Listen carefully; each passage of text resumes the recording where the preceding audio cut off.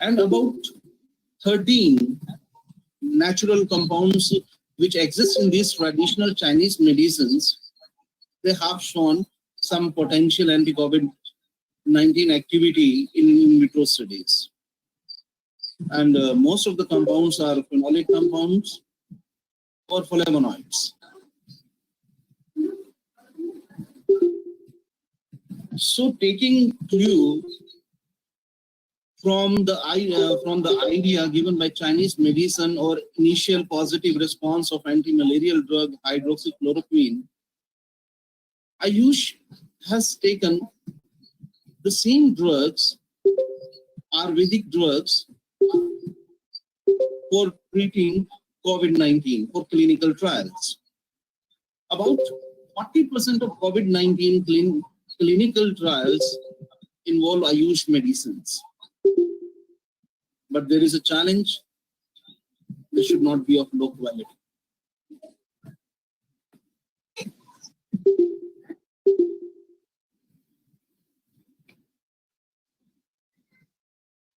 So as you know, 4 Ayurvedic drugs cleared their path for clinical trials to treat COVID-19. And if you see the 4 medicines, Ashwagandha, a well-known immunomodulator, adaptogenic drug, Yashti Madhu, Mulethi, is a well-known immunomodulator, anti-inflammatory, as well as have positive impact on respiratory system. Guduchi, Gilo, well-known immunomodulator, Pali, have positive effect on respiratory system, improves the lung activities. And another a polyherbal formulation, Ayush 64, which is anti-malarial drug. Again, the concept has been taken from the positive initial results of hydroxychloroquine. So these 4 Ayurvedic drugs have been approved for clinical trials in treating COVID-19 by Ministry of Ayush. So one by one we are taking, as you know, Ashwagandha already explained, it has immunomodulator activity, anti-stress and anxiolytic, adaptogenic.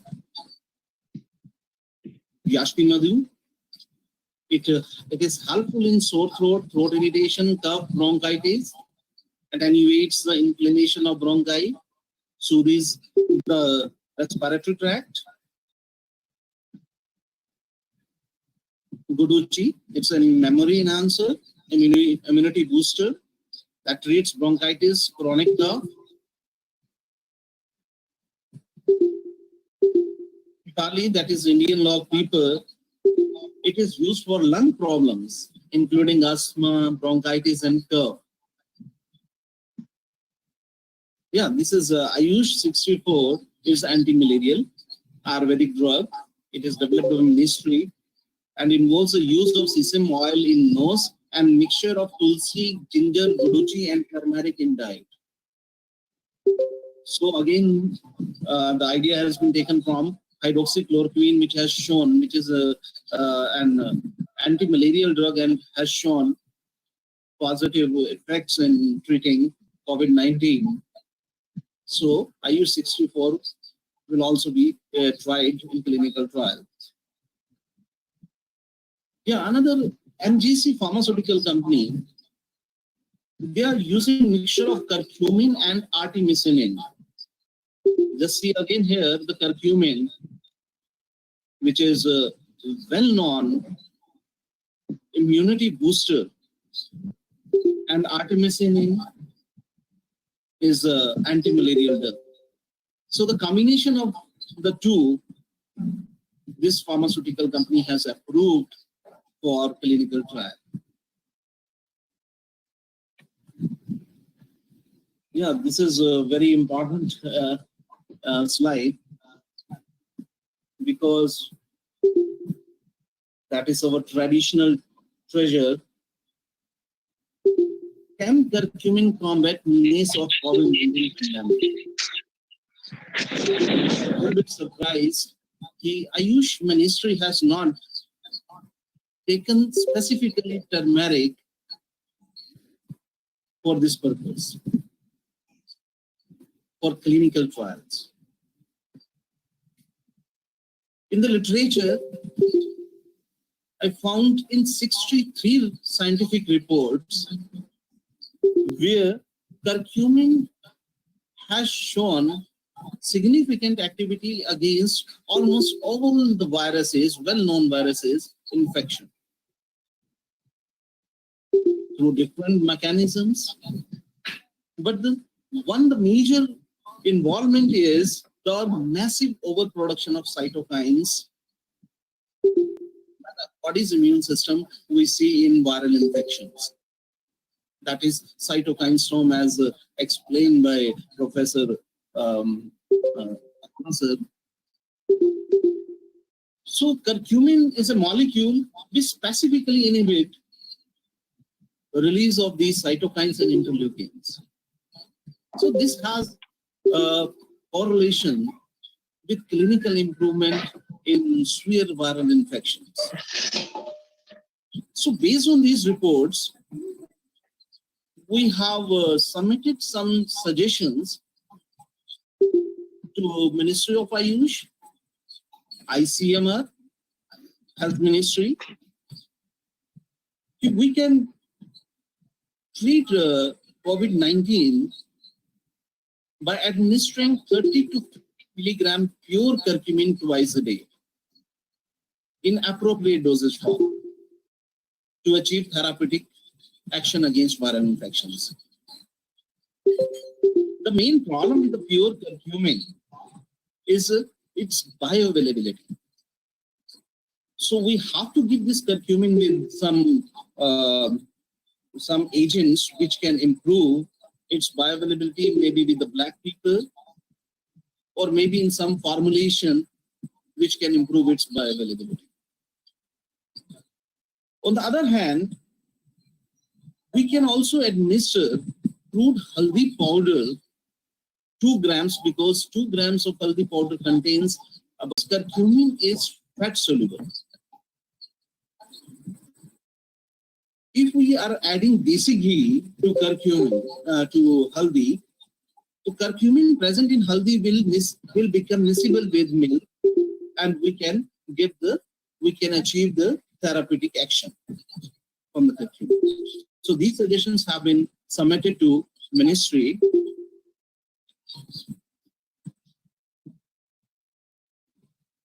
Yes, as already explained to you, we have the 4 targets. Targets with the main proteases with COVID-19. If we have protease inhibitors, so we can treat COVID-19 infection. So around 150 botanical extracts and around 100 pure natural molecules have been investigated in vitro studies for their action on these targets. So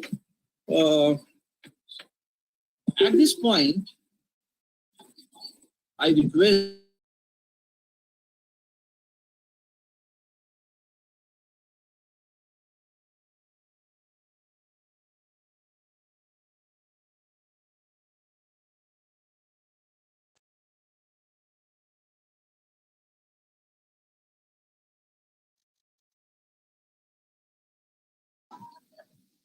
as well as molecular docking of these natural molecules, so that clinically potential lead molecules of natural origin can be developed. They can be emerged as potential anti-COVID drugs. So thank you very much. I switch over this presentation to Professor Bhushan Bansal. Thank you, sir. Thank you, Dr. Suresh, for enlightening all the delegates on the use of natural products for the treatment of COVID-19. I think so. The compounds discussed by Dr. Suresh, that is very common, and we have all the compounds at our home, and we already use these compounds in our home remedies or in our kitchen. So, like ashwagandha is a very common and used from last decades in the Indian system. Gudchi and the lawn pepper. These all are the Jatshi Madhu. All four compounds are very commonly used. So we can use these compounds as a prophylactic. And next, the next as discussed by Dr. Suresh, tulsi or ginger, and the curcumin. These are all again a very common compounds that we already used in our home. So with this presentation, I think so. Okay, we all know. Okay, these are the compounds that we daily use. If we daily use, we can avoid from this pandemic disease, and we won from this fatal disease. In the session, I expect the questions from audience. If there is a chat box, so can I ask from Dr. Suresh? So here I would like to add that that this presentation is right now it's incomplete. It will be completed after completion of identification of potential leads by Professor Gulshan, because it is continuity of this all of natural products. Okay, then we continue with Professor Gulshan Bansal.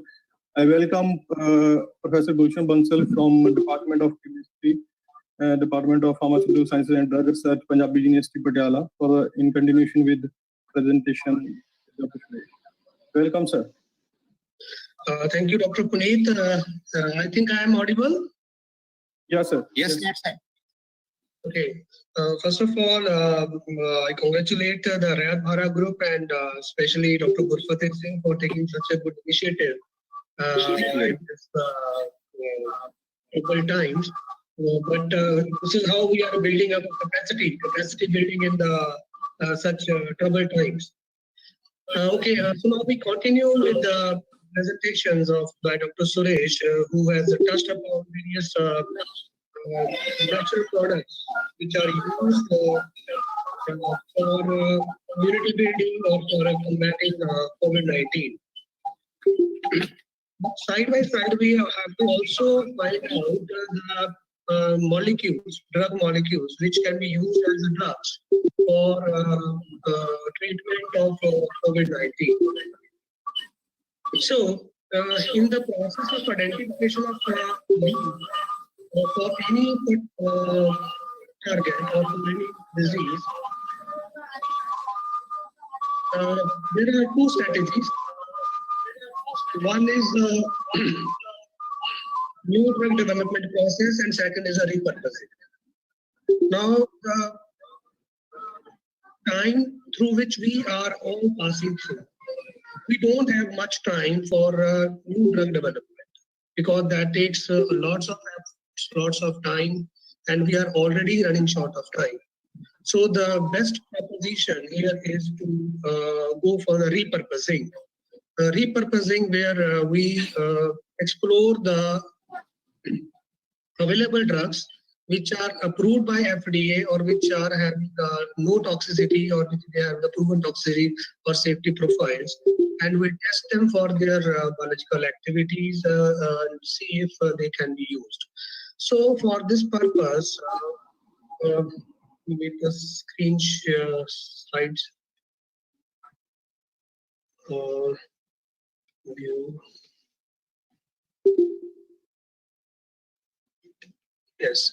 So the process is first we have to identify the target, and we must have a database. Now, target identification is very important because without that we cannot develop a lead for any molecule.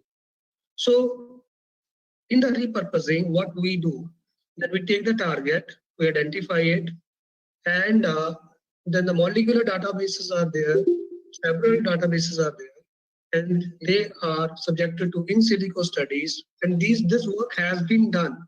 It is being done.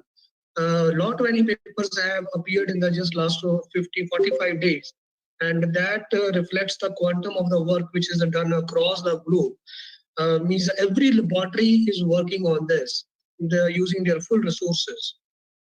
And from the in silico studies, we find out the lead molecules. And these lead molecules, if they are FDA approved, they have a toxicity profile acceptable, then they can be used in the clinical trials force under strict medical supervision. So before we go, so the first step in the lead identification is the target identification. And for that, I would like to, all of you have a quick view of the corona. Now see the figure here, this one on the top left. This is a transmission electron microscope image of COVID-19 isolated from the states. So from this, a 3D model has been generated, and the various proteins which are identified around this COVID-19. This is the S protein, we call it a spike protein. Then M protein, we call it a membrane proteins. Then hemagglutination dimer, there is an envelope. There is a RNA and N protein or nucleic protein. And the E protein, we call it envelope protein. So there are basically 4 types of proteins, and these proteins, they have their own function. Like S protein, that is the most critical one. It is responsible for binding of the COVID-19 with our cells or with the host cell. And once it is bound, then it facilitates the induction of its RNA to the host cell. So membrane M protein is responsible for, of course, integrity of the virus. Then N protein, that is responsible for its replication, and E protein is that is a minor constituent. It is not explored much as of now. So this is how the virus behaves when it comes in contact with the host. The interaction. Virus interacts with the host cell through angiotensin converting to enzyme, angiotensin 2 converting enzyme 2 receptors, which are located on the alveoli cells. So actually the S protein, it binds with the AC2 receptor. Then when it binds, it injects its mRNA or RNA into the cell, where it replicates, it binds with the 40th subunit of the host, and it translates mainly 2 proteins, the PP1A and PP1B. These are the polyproteins. So polyproteins means these proteins, single protein can behave as a multiple proteins. Means they have the multiple loose ends, multiple dead ends. Out of these polyproteins, there are the 2 proteins which are of much use. We call them 3CL-Pro and PL-Pro. 3CL-Pro is the 3 carbotrypsin-like protease, and PL is a papain-like protein. 3CPL protease is also called as M-Pro, means a main protease. Means 3CL-Pro or M-Pro, this is a main protease which is responsible for replication of virus in host. This 3CL-Pro or M-Pro, it then cleaves the polyproteins 1A and 1B into 16 non-structural proteins, NSP1 to 16. Non-structural proteins are those proteins which are not of any use to the virus, but they remain in the host, and they carry out multiple phagocytic activities, or cytotoxic activities. So then it grows in the alveoli. Produces it's more virions, and those virions are released into exocytosis. So this is how the virus behaves inside the body. So we will not go much into detail how the transcription takes place, what is a 5' end or 6' end, because that is beyond the scope of this particular presentation. So the main targets which we have identified from here is 3CL Pro or M Pro, PL Pro means the protease, and NSP 1:1:16. So first we take the target 1. We take the COVID-19 main protease and 3 chymotrypsin like cysteine protease with a 3CL Pro. This is the first target, or this is the most important target, because that is responsible for propagation of virus in the host cell. So this is the 3D structure of this protein structure of this particular protein. Now, using this protein as a target, many studies have been carried out by the different research groups, theoretical studies, in silico studies, and they have taken the databases, molecules from the databases, and carried out their binding studies using different docking programs. They have explored not only the natural products but also the synthetic one. So here I will be talking only about the natural products, because the title of this talk is about the natural products. Although very well-known antivirals, especially anti-HIV1, they have been shown to have a good activity against these particular enzymes. But we will be stressing on the natural products. So the first one we are talking about is the quercetin. Quercetin, that is available, that is a very common flavonoid, which is available in most of the foods used in our routine life, and it binds well with this particular protein, 3CL Pro, as you can see here. Then this other components, this is one isoflavone. It does not have any common name, but it is again similar to the quercetin. That is, this is you can see the picture of its plant from where it is isolated, and in fact its activity is anti-leishmanial. Then myrcetin, that is a glycosidic flavonoid, and it's as such activity is or antioxidant synthesis or a PKC inhibitor. So its source is So these plants which we are discussing now, these are available either in India or in the different parts of the world. But the point here is to identify the substances or the molecules which can bind with these proteins so that we can develop them as a drug to combat the COVID-19. Then methyl rosemarinate, that is again well-known substance. We all must have heard about it, isolated from the rosemary. Then calciuroloside B, that is a hydroxycinnamic acid, a derivative which is actually a plant metabolite, and it is also a PKC aromatase inhibitor, means it is used as anti-cancer agent. Then there is amaranthine. This is a pigment which is used as a color, but nowadays it is used as a staining material for colon cancer. And see, it is obtained from the 2 or 3 plants. The 2 main plants I have shown here, Amaranthus caudatus and Amaranthus bicolor. These both are available in China. They are the Chinese plants. Then on the right side, you see the lipolifol. Again, this is you see flavonoid, and it is isolated from Glycyrrhiza ulcerans. Glycyrrhiza, this is another variety of species of the Glycyrrhiza, which Dr. Suresh touched upon, the item molecule. So Glycyrrhiza glabra, that is having it's a component of glyceric acid that we'll see in the next slides also. So glyceric acid is there, lipolifol is there. So this is a very good, you see, food supplement, or it's a very good herb to combat COVID-19. So lipolifol is again a good, has a good binding main protease. Then another substance is N-paracoumaryltyramine. This is an alpha-glucosidase inhibitor, and it is isolated from Allium fistulosum. That's called as a Welsh onion. So it is basically a variety of onion. Although the onion which we have in India, right?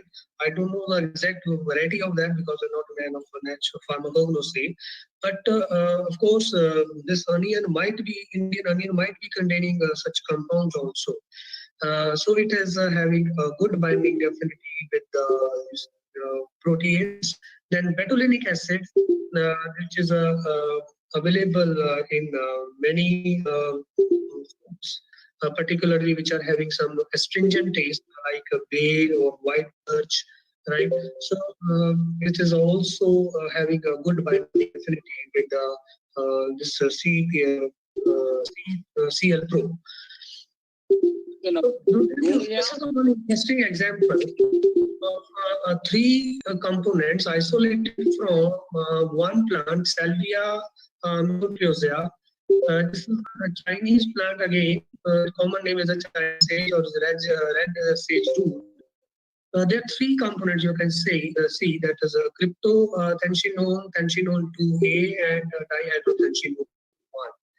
Now we see the upper two one, they have a good binding affinity with the papain-like protease and chemotrypsin-like protease, both. But they do not bind with the spike proteins, the S protein, which is critical for binding with the, which starts the process of virulence actually. But the dihydrothenchinone 1, which is itself but it binds only with the spike protein. So that is an interesting one. And if you see the structural difference, comparing the cryptothencinone and dihydrothenchinone 1, there is a difference of only one methyl group. There is a one, you can say the dihydrothenchinone 1 is a dismethyl cryptothencinone. But just a change of one methyl group has changed some binding profile altogether from protease to the spike protein. So this is the mystery actually. That's why we call chemistry is a mystery. We don't know what is happening inside the proteins, in what particular 3D orientation the protein is available, in what particular conformation the molecule is binding. But the studies have suggested this, that dihydrothenchinone 1 binds with the spike protein. So this particular herb, Chinese sage or red sage root, it can be used as, or it can prove as a wonder herb because its consumption does not only prevent infection, but if infection occurs, it can also combat the virulence. The other examples are the camphorol, that is again a flavonoid. There is the one sugiol, that is a diterpenoid compound. Then we have N-cis-ferulite aramine, that is a hydroxycinnamic acid derivative. Now this N-cis-ferulite aramine is available, you see, in the yellow bell pepper, red bell pepper, orange bell pepper, green peppers. Means capsicum, and we take the different types of capsicums, yellow capsicum, red capsicum, green capsicum, white capsicum. We routinely use in our diet. So they have a good component of this particular compound, and it binds well with this 3CL Pro or main protease. Then this is a gamma-6 acid, although this is a very rarely found only in North America, but it is also having a good binding affinity for that the enzyme. So the next target, the second target we have taken is non-structural proteins. Non-structural proteins, there are 16 non-structural proteins, NSP1 to 60. Out of this, NSP1 is sought after because it is studied much and it has been found to be essential for viral application or infection. In fact, it is termed as a virulence factor because if we produce any mutation in this particular protein, the studies have revealed that it attenuates the viral transmission. So NSP1 is a good target. So because why are we taking NSP1? Because once the infection has occurred, then NSP will be produced. So to prevent the pathological effects on host, we need to counter these NSPs. So that's why we need to identify the molecule which can bind with the NSP also. We know that one of the symptom of COVID-19 is inflammation. So the inflammation is again related to this correlated to NSP1 because it causes a chemokine dysregulation, and that causes a severe inflammation. So it also you are seeing here it's the immune response. So blocking of NSP activity is very important, and many studies are performed, many molecules are explored for this, but I find mainly two natural products. Most of the substances which are explored for this particular protein is they are synthetic one, mainly antiviral one or antibodies. But two main substances natural products, they are the esculin and glycolic acid. Esculin, that is the active component of horse chestnut. Horse chestnut, that is Esculus indica. Indica that is available in India and Himalaya. So, the figure you are seeing here, the plant, find some fruits from cellular like this, you can have it as a natural remedy for the COVID-19. And the second one is the glycolic acid, as we have already discussed in the earlier slide, that leucolifol, that is a component isolated from the glycyrrhiza species. So it binds well with the NSP1. So glycyrrhiza glabra, it can act on the two sides we can see. Glycolic acid binds with the NSP1, and the leucolifol, it binds with the 3CL2. And both these proteins are major proteins or major targets for spread of the virulence. The target 3, this is, I find some controversial studies on this. Why controversial? Because in the biochemical studies, it is said that the spike proteins, they bind with the E2, angiotensin 2 receptors on the alveoli.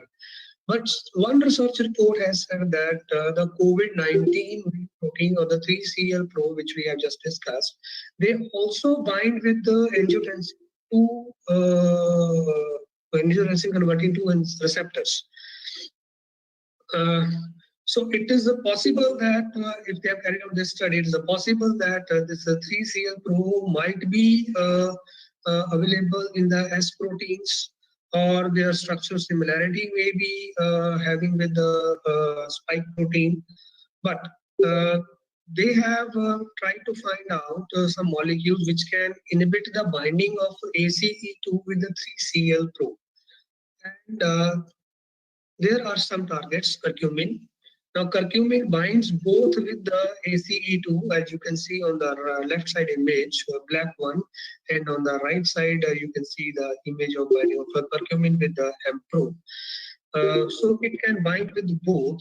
So it is proposed that if a curcumin is used, it will occupy the active sites of both the proteins and therefore prevent the binding of ACE2 with M-Pro. Second example is hispidolane, which is as such antifungal or an anti-mutagenic, and it is available in Sauceria species. The Sauceria species, actually, this is not native to the hot areas. They are available in the upper Himalayas or in the very cold areas, but they are having the potential to bind with both the receptors, both the targets. Cercimeritin, that is another flavonoid, you can see it is available in many plants, and it can also bind with both the receptors. So in conclusion, what we say that you see the natural products which we have just discussed, they are just a representative one. More than 100 natural products have been explored through in silico studies, and they have shown to bind with the different targets which are of our interest.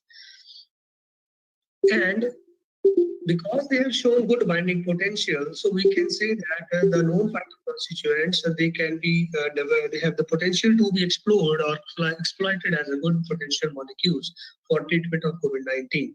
And if we see the structures of all these molecules, most of these molecules, they belong to the categories of terpenoids, flavonoids, or polyphenolic compounds.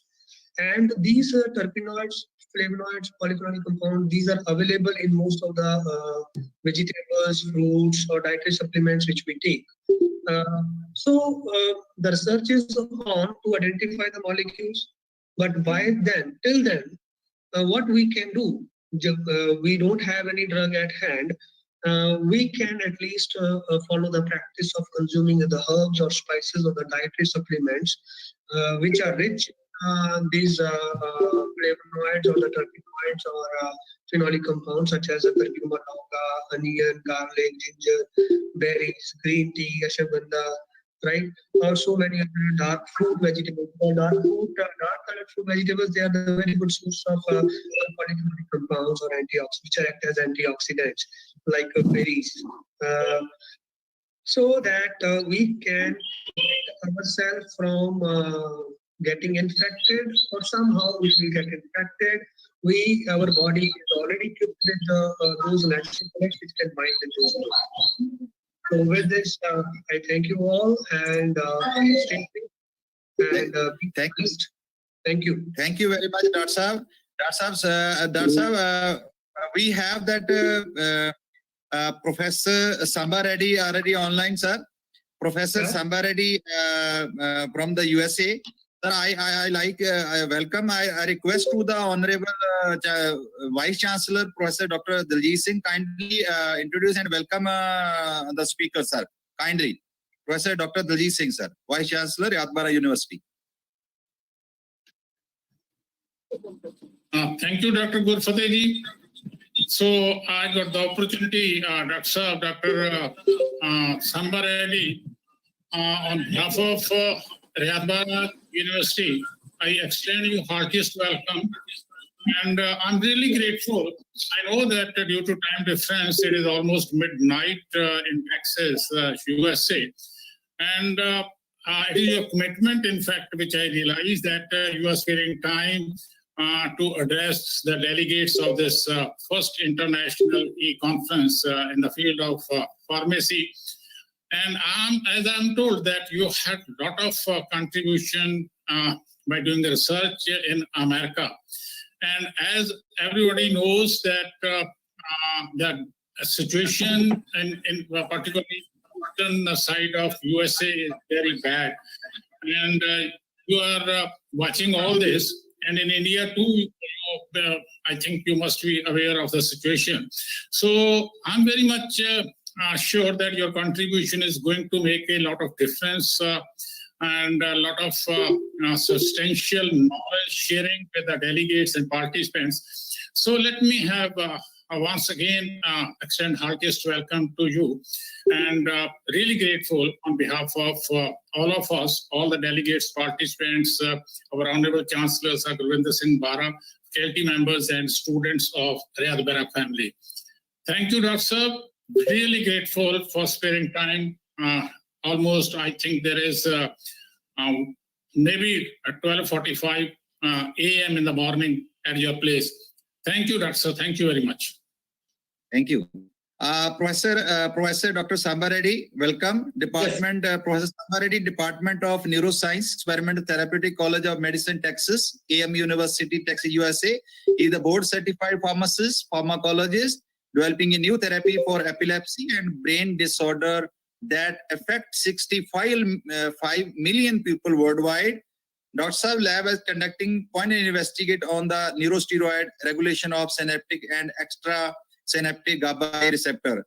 And Dr. Saab have trained the 50 students for postdoc and presented 125 invited keynote talk, co-authored 377 presentations and published over 196 paper, chapter, H index 52, I-10, etc. For over 25-year experience research in the research field as well as in the teaching. Dr. Saab, welcome, and Dr. Saab have very members of the prestigious organization and the National Health and USA Department of Defense, USA Environment Protection, and many more.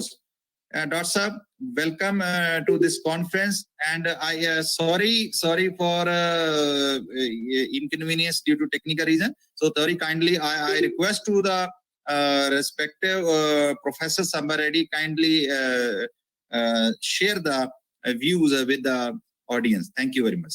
So I request to the Professor Sandeep Arora sir kindly chair session with the Professor Sambareddy, Professor Sandeep Arora, Chitkara College of Pharmacy, Chitkara University. Thank you very much.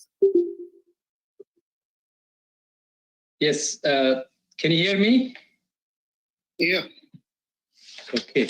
Yeah, thank you very much. Thank you, Honorable Vice Chancellor Gurfateh Singh, and thanks Dr. Gurfateh Singh for this great opportunity to have a chance to present my talk at the International E-Conference. And my apologies and sorry for the time confusion. We are, it's midnight here. I thought it was 6 in the morning, but then Professor Rakesh Gohel called me, and then I realized, oh, it's time. I'm very sorry about that, and I'm willing to stay as long as you want to hear and answer the questions. So this is a problem. So let me, can I start my first slide now? Yes. Okay. So I have been doing brain research mainly, but I think when this virus started a few months ago, all university professors in the College of Medicine were asked to switch their direction. So we are all now helping, understanding, studying the disease, trying to find out the repurposed medicines, and educating the public about the prevention. So my talk will be more of a scientific conversation, giving overall picture what's happening in the United States, and comparatively what India can learn from what situation we are going through.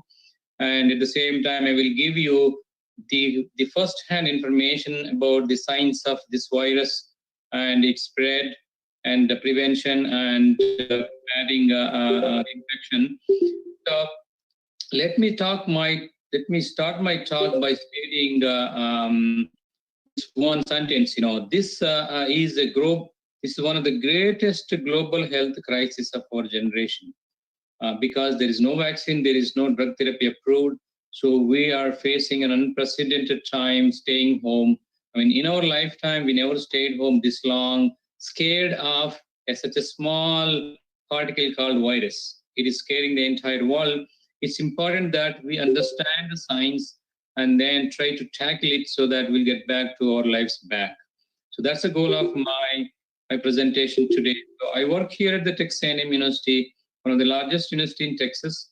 And you all know that I graduated in Punjab, Chandigarh, Punjab University, Chandigarh, master's and then PhD. So I am, in a way, your colleague in Punjab, but settled here in Texas now doing research. So this is my lab here. And then this is my research team. We have quite a few postdoctoral fellows and PhD students. And just like companies, my students designed the T-shirts. The one that I'm wearing now is the one that they designed. So now I'll be spending next maybe 30 to 40 minutes providing you one of the most current and very much validated scientific information on coronavirus origin and its pandemic, and then the COVID-19 from virology to the disease, and then the strain SARS-CoV-2, how it spreads and how we can prevent, and the vaccine development efforts, the antiviral medicines, and then I take question answers at the end.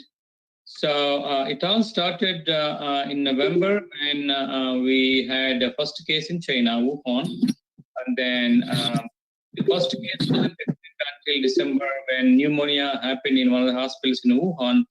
And then they realized that this is not an old virus. So then promptly they reported to WHO December 31st. And nothing happened until March. January, first case of transmission in the US. And then world was shocked with the Chinese government closing one entire town of Wuhan to contain the virus. So then March 11th, WHO declared pandemic. That means now it is affecting every country. In the US here, our president declared national emergency on March 13th. So March 24th onwards, I think India went lockdown. I think now you guys are still under extended lockdown. So all the data, statistics that we talk are coming from the lockdown period, not even the normal time. So bear that in mind. So here is a comparative statistics. Before we jump on studying the virus, now let's compare close to 4.5 million. That's 42 lakhs people have been infected with this virus worldwide. That caused nearly 2+ lakhs, 2.7 lakh people dead. That means 6.5% mortality. Quite a few people, 34% recovered. In the US, these are the top 15 countries. US continue to be the #1 victim for this virus. And China, which started this virus, now has kind of controlled 11th place.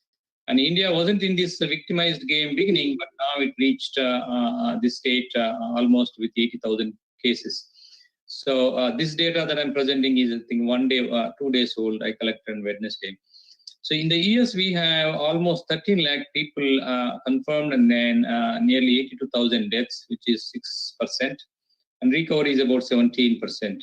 So India is about, I think maybe as of today is 80,000 plus or something, but the mortality rate is very low, 3.2%, and quite a few people are recovering from the virus. 32% highest in the world, the recovery rate. Both the mortality rate compared to US and world, even the recovery rate is very high in India.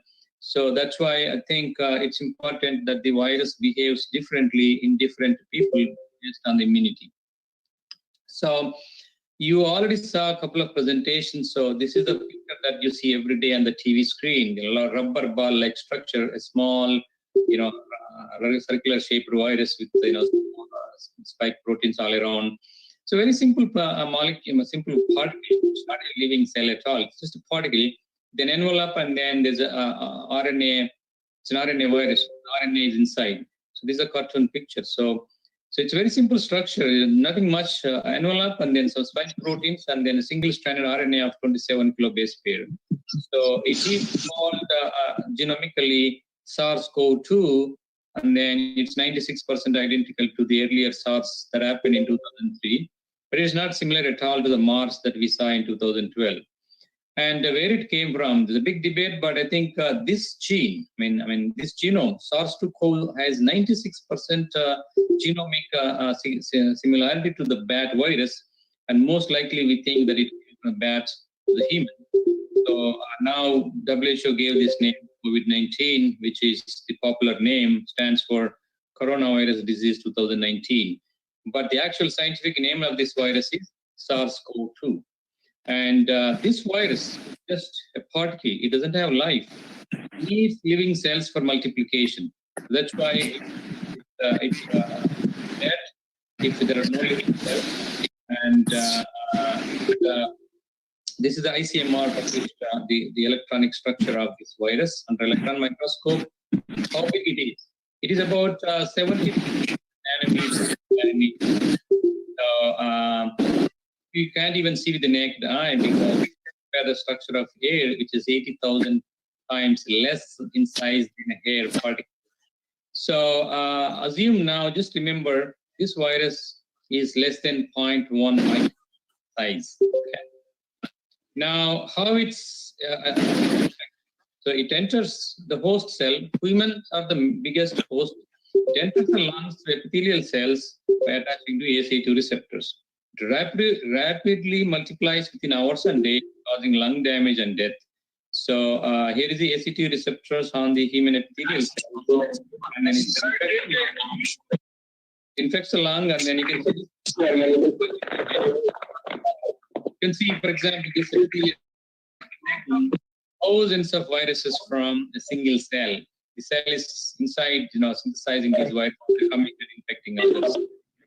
So take a look at a little bit of virology. So it's entered the cell to ACE and then another receptor called TRSS2, and then followed by a fusion. Once it goes inside the cell, it just opens its mRNA, and then by uncoating, now this mRNA uses all the cellular machinery to produce peptides. So it doesn't need anything else. It doesn't need to go into nucleus. So it produces peptides. One of the earliest peptide it produces is RNA-dependent RNA polymerase, which is very important for its replication. So it replicates, and then it also translates the ribosomes of the cytoplasm into structural protein, and it assembles thousands of particles by itself and then exit out by exocytosis.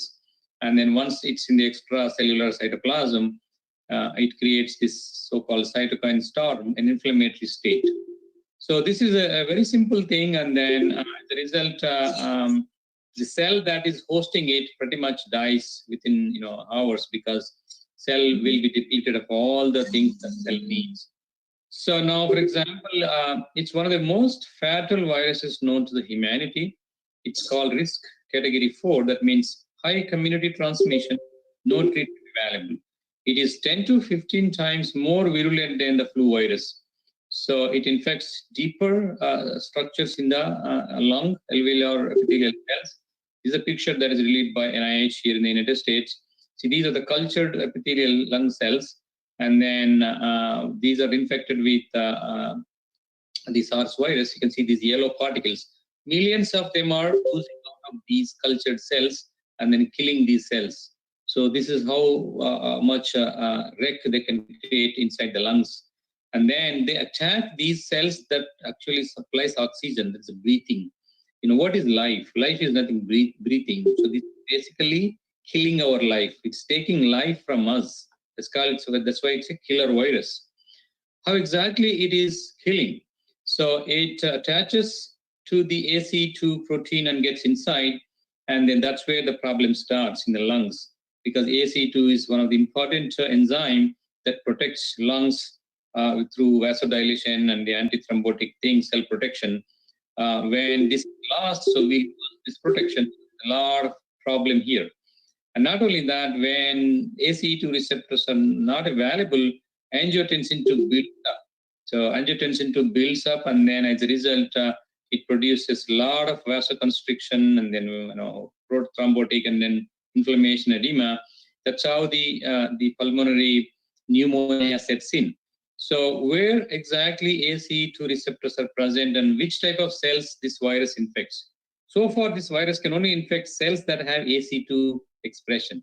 ACE2 is expressed in 4 different cells: alveolar epithelial cells, kidney cells, and so take a look at, there is some discussion about whether this virus is mutating or not. Yes, it is mutating, but it's one of the most stable RNA viruses known. It is not mutating that frequently. That's why I think the mortality is still one of the highest. So compared to the mortality that we saw in SARS 2012, there was a 10% mortality. And then MARS was 35%, and then they were also not mutating that fast. And COVID-19 is variable. It depends on the country. The mortality is anywhere from 5 to 15%. So as a result, it's already in its most dangerous form, that is most virulent, pathogenic, infectious, and aerosol transmitted. And human is exclusive host. It doesn't affect animals and anywhere else, any other thing. That's why it's one of the most stable form of the virus. And that's a cause for concern, because it can spread to human easily. How it spreads? It mainly enters the human body through nose and mouth, and goes in largest in the lungs and then multiplies. Primary route of transmission is aerosol, airborne, direct transmission of inhaling the particles, air particles infected with the virus. If someone, look at this picture, if someone is sneezing and coughing, they could produce millions of these aerosol particles containing virus. Okay, now when someone is close to this air in 6 feet distance, when they inhale this air, they get the virus. That's why we are maintaining social distance, that means 6 feet apart. Even if someone coughs, the particles that maximum can go in 6 to 10 feet, and then get diluted. And once these air particles, virus particles in the air, then they settle on the surfaces of objects. They don't stay in the air. and you get contamination from surface, like you contact elevators and vegetables. There it goes to your hands, from your hands to mouth. So touching mucous members in the eyes, nose, and mouth. That's how the secondary source of contamination. But the primary source remains aerosol. And the question is how long it can stay in the air. Okay, that's an important thing to remember. It's airborne. Always remember, because a lot of people are telling, oh, nothing to worry, nothing to worry. No, it's everything to be worried. It is in the air for 3 hours. Imagine you are in a room with a patient or somebody, even for 10 minutes. The virus is stable for 3 hours in the air, so you get infected. Okay, and it spreads more from asymptomatic persons. The persons who are actually getting this virus don't know they have virus. They don't show symptoms. The person who is isolated is not spreading. Who is spreading? The person who has a virus, who does have symptoms are spreading, and they cough, they breathe the virus into the air and then gets transmitted. And remember how long this virus can stay on different objects. And on copper surfaces, it can stay from 4 hours, 4 hours. The shipping cardboard, 24 hours, it can still wire. And then cloths, on your cloths, 24 hours. And anywhere from food and plastic, the shopping bags, 2 to 3 days. So you touch the surface of any of these, and then you touch your mouth or nose, the virus is entering your body. So that's why it's very, very important to clean up with soap, water, and then to clean up this. You can do this cleanup, but you can't clean up the air because the virus is already in the air. That's why the containment is most important, that I'll talk next. What symptoms you see in the persons? You've been seeing in the TV all the time, fever, dry cough, and everything. So on average, 5 days is incubation period where people show symptoms after exposure. Exposure anywhere from 2 to 13 days for full-blown symptoms. One of the first symptoms, the virus goes into the lungs and then it will irritate your lungs, so you get dry cough. Some people lose smell because it eats smell receptors in the nose. And then virus induces fever. Such a high fever that you will have 5 to 11 days of big fever, 101 to 103. You can't even bear it. And then shortness of breath. Now you can't, cells are dying. Horrible chest tightening. The eyes are going to die in the next few minutes. And then fatigue and body pain, and then you get into pneumonia, multi-organ failure. That's where the people go to the hospital. These symptomatic people, and quite a few don't show any symptoms, and they don't show any of these symptoms. So those are some different category. So in terms of treatment, so people have to be categorized into 3 different categories for treatment purposes here in the United States or anywhere. Most of the patients, like 80% of the cases are mild. That means they show some symptoms, but they don't need to be hospitalized. They can stay home, isolated in their room, and then take some Prosin and then take the temperature control. They're good. And then severe people, those who have breathing problems, and then this fever and temperature is not getting controlled, they go to hospital and stay about 3 weeks in the hospital. And within this category, there will be 5% critical patients. They cannot even breathe. They need to be on the oxygen and ventilator because they already have pneumonia and they are in the dying stage. So they have to stay in the hospital for very long, and most will die. Almost 1 to 5% death of the people who are critical. No. That's why don't worry, unless you are in the 50% and the 5% category, 80% of the cases are mild, they all recover, they go fine. Okay. So you don't be worried about if you get infected or your friends or somebody get infected. Most of them will survive. Make sure that you don't have some of the problems like children, adults, and elderly, but more high people having diabetes, blood sugar, cancer, heart disease, asthma, kidney, lung disease. For them, it's a treatment for death. Anytime people have conditions, their death is 5 to 15%. So we have to protect from the disease. Young people, good immunity status people, they all will survive.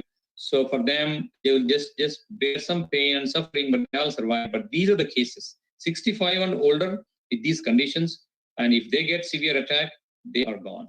those are the people we have to protect. So the testing is done nasal swabs. So where this virus is present, we have seen it exclusively present in the lungs. That's why the specimens where virus can be detected is saliva, sputum, nasal fluid and lung fluid, and feces also. It is not present, remember, in the blood. The virus never gets into blood from the lungs. It's not present in the urine. So that's why, the best test we do is nasal swabs or collect sputum or oropharyngeal swab, test for viral RNA. And it's a very slow test, but it's most accurate. And that's why it's taking time, because you're detecting RNA in a BSL lab facility. You can do the detection anytime. It takes time and more accurate. But the blood test, antibody test is the point of care test. You can do it in 15-30 minutes because it's like colorimetry. But it's very less accurate because you have to wait for the patient to get antibodies. So it takes 5 to 14 days. So less accurate. That's why ICMR recommends PCR, but sometimes you can't help, so you have to do blood tests too. So, here is some of the controversy that's happening. The PCR test you can do anytime 1 week before exposure, all the way up to 4 weeks or 5 weeks. You can see the curve. And the antibody test you can only do after 1 week, and then next 3 weeks. So, based on the curve, you can detect the virus in the stool anywhere from 1 to all the way 6 virus is present in the feces. So what is the treatment? Currently there is no treatment for coronavirus because the new virus, you don't have any drug. So the treatment is mostly a supportive care. You go to hospital, they give you fluids, oxygen support, and some vital organ maintenance. And for fever and the regular body pains, you take paracetamol. Do not take ibuprofen because ibuprofen is an anti-inflammatory. You need certain amount of inflammation in the body to get some protection from the virus. And mechanical ventilation for patients who are acute respiratory distress syndrome, those are the ones that are on the ventilator. So we do have very good news because not everyone is dying, from this. A lot of people are surviving. That means a vaccine is imminent. It's possible because mild and moderate patients with this disease are all producing a lot of antibodies within 10-20 days. There's a lot of antibodies are helping them from recovering from infection.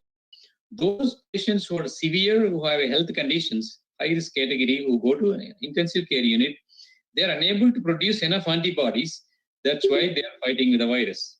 So that means healthy people are able to produce antibodies. That means we will be able to produce a vaccine because based on this strategy. So now vaccines, nearly 100 vaccine candidates are in trials in the United States, India, Europe, everywhere. So only one vaccine has reached phase 2. All others are at different stages or in phase 1. And most of you need a source of antigen. The antigen is used to produce antibodies from these vaccines. So the antigens could be anywhere from the spike protein or the envelope protein or a piece of RNA inside. So any of these can be taken and then induce RNA. So people are using S-protein, viral recombination, viral vectors of the protein, nanoparticles of the virus vectors. The old method, like you can kill or attenuate the virus particles to use as antigen to produce the antibody. So you all know how antibodies work. So here is an antibody and this is a coronavirus. So these antibodies go and then trap the virus by opsonization and neutralization and then agglutination. And somehow they just make sure this virus won't escape. And then your macrophages from the blood, these are white blood cells, they eat this complex and then dissolve. So this mechanism has to be innate in our body. We have to let it happen and we all recover. So quite a few antiviral research is going on and there's no drug approved yet, okay? All the research is going on. The first research that came from is the use of chloroquine and hydroxychloroquine. These are the first category of drugs that have shown greatest promise. They block the entry, fusion, and assembly of the coronavirus getting into the cell, getting assembled and getting out. So one of the broadest category of anti-COVID-19 drugs. And the other category are protease inhibitors, such as lopinavir and darunavir. They are still in experimental trials. And then recombinant, when it's RNA-dependent, RNA polymerase is the other promising category. you see this remdesivir has reached clinical trials. We do not have any protease inhibitors. These are actually ideal drugs that we need because you don't want this RNA to be translated into protein at all. If you can cut this down, that's good. Or you can cut the entry itself by like hydroxychloroquine, that will be good. And you can use anti-cytokinins to block inflammation in the outside, like interleukin and cytokinins. So right now, I think this is the summary slide of the antivirals, okay? There is no approved antiviral drug available for COVID-19. We are searching for antivirals and we are searching for immunity boosters. So the category of drugs that block viral entry and fusion and assembly, chloroquine and hydroxychloroquine, mostly from India, and they are in clinical trials everywhere. Hopefully the current outcome will tell how good they are. The remdesivir from Gilead in the United States is also in a clinical trial, but other drugs haven't reached that stage. Only these three drugs have advanced. So these are in the now almost phase 2 and phase 3 trials. Remdesivir is in phase 3. So let's talk about the promise of the chloroquine and hydroxychloroquine. Even though the evidence is anecdotal, I mean, these are one of the broadest category of antiviral drugs for COVID. And they have shown promise in the clinical trial in China, and that's how they were proven to be used. So then India launched production of hydroxychloroquine, which is a safer version than chloroquine. So on April 7th, FDA granted emergency use authorization. That means any patient who needs these medicines can be given in the hospital or clinic, but not at home. Okay. So it's given 400 milligram pills for 5 days. So although there is some toxicity concern raised recently, they should not be used with patients with cardiovascular toxicity. But that is a known fact, because chloroquine and hydroxychloroquine have been used by close to 1 billion world population to control malaria, and the death rate, the fatality is very low. So that means one of the safest class of drugs for humans. So the results from the ongoing clinical trials will decide the fate of chloroquine and hydroxychloroquine. And India has the greatest opportunity to give the first FDA-approved drug to the world, hydroxychloroquine. If we initiate phase 3 trial, show the efficacy and safety right away, and FDA will give approval, and India will get at least one credit launching one drug in this emergency. The remdesivir, the report drug, actually, it failed to control Ebola virus. Originally, it was discovered for Ebola. It failed the clinical trials. Gilead is just keeping for nothing. And then now they say that it will work for coronavirus. And then the thing is, this is not oral drug. You had to give intravenous infusion for 10 days. That means you had to be in the hospital with intravenous catheter, which is not a good thing. Not many people want to be in the hospital for 10 days, especially in isolation wards with no care. That's why hydroxychloroquine and chloroquine, orally given drugs, have more promise. More people can take. But this drug, remdesivir, is already in clinical trial phase 3, sponsored by the United States NIH. So that will decide the fate of it. Again, it is for severe patients. So we don't have any drug that is called immunity booster or immunomodulator. Both anti-cytokinins and immunoglobulins have been tested. The anti-cytokinins, the tocilizumab and sarilumab are promising, but nothing much. Immunoglobulins, you have heard in the TV and everywhere, convalescent plasma works. If you get plasma, the convalescent plasma, the yellowish portion of the blood, when blood is clotted, this has antibodies. The liquid portion of the blood has antibodies. If it is given to a patient, a severe patient, then they will recover because it has tons of antibodies. It's called convalescent plasma and plasma therapy. That's why plasma therapy is working, and that's why there's a hope for developing a vaccine, because people who are recovering have antibodies.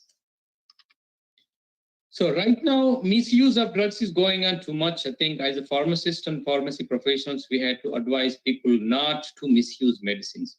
Continue using medicine that is prescribed for your blood pressure, sugar, and don't discontinue your prescribed medicines.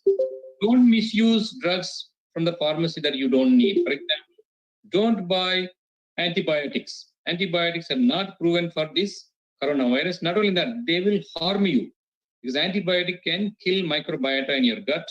They reduce immunity, you become more susceptible. Unless you are given antibiotics for a different cause by your doctor, don't buy in a pharmacy and use. It's dangerous. So the prevention approaches. I've been writing articles to common man. This is one of the articles that I published on March 20th.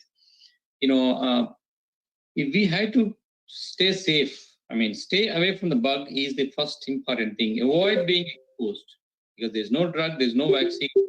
So better stay healthy by taking actions yourself. So how you can use science to guide the prevention. The two fundamental principles of biosafety: risk assessment and containment. Assess the risk of the virus, how bad it is. It is spreading by air. Okay, that means very risky and it's infectious. It's killing people. These are all the things. And then you have to contain yourself. Patients have to be contained and you better not be around the virus. Okay, so these are the 10 tips I produced on these two phenomena. Stay away from the bug. Social distancing is the word that has been introduced for that purpose, because stay away from crowds, anywhere 6 feet distance from people who have the virus. So that's called social distancing. And these 4 aspects, social distancing, hygiene, face mask, stock up, these are related to staying away from the bug. And there are 6 more items that we kind of recommending people to follow is stay healthy. That means you can build immunity by yourself. I'm going to talk one at a time. Social distancing is essential because this virus is staying in the air for 3 hours. So don't go into crowds, stay away and stay home as much as possible and use mask so that you don't get exposed.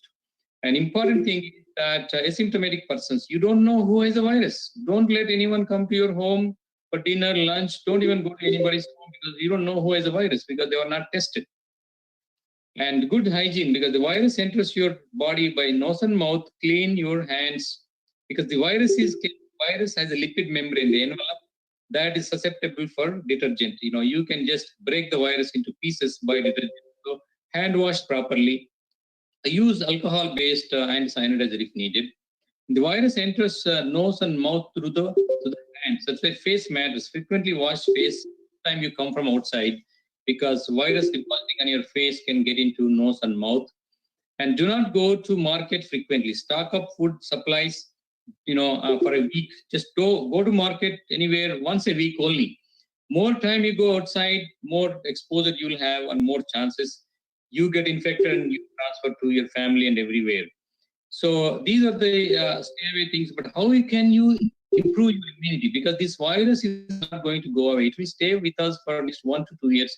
You better be prepared for this war. Just like you are a soldier going into a war, prepare immunity. You increase your immunity by doing these 6 things. One is do not panic. Don't worry about the virus. Have hope and resilience and saying that, hey, we can beat this virus by following the scientific principles. So that means you don't get into anxiety, all of those issues, because that will reduce your immunity. Always follow the general guidelines that our ancestors have introduced. Simple and balanced diet. Always eat food that is rich in milk products, yogurt, lassi, for example, cheese, and then dahi. All those have a lot of microbiota promoting substances, because in our intestine, we have a capacity to produce chemicals that can fight COVID virus.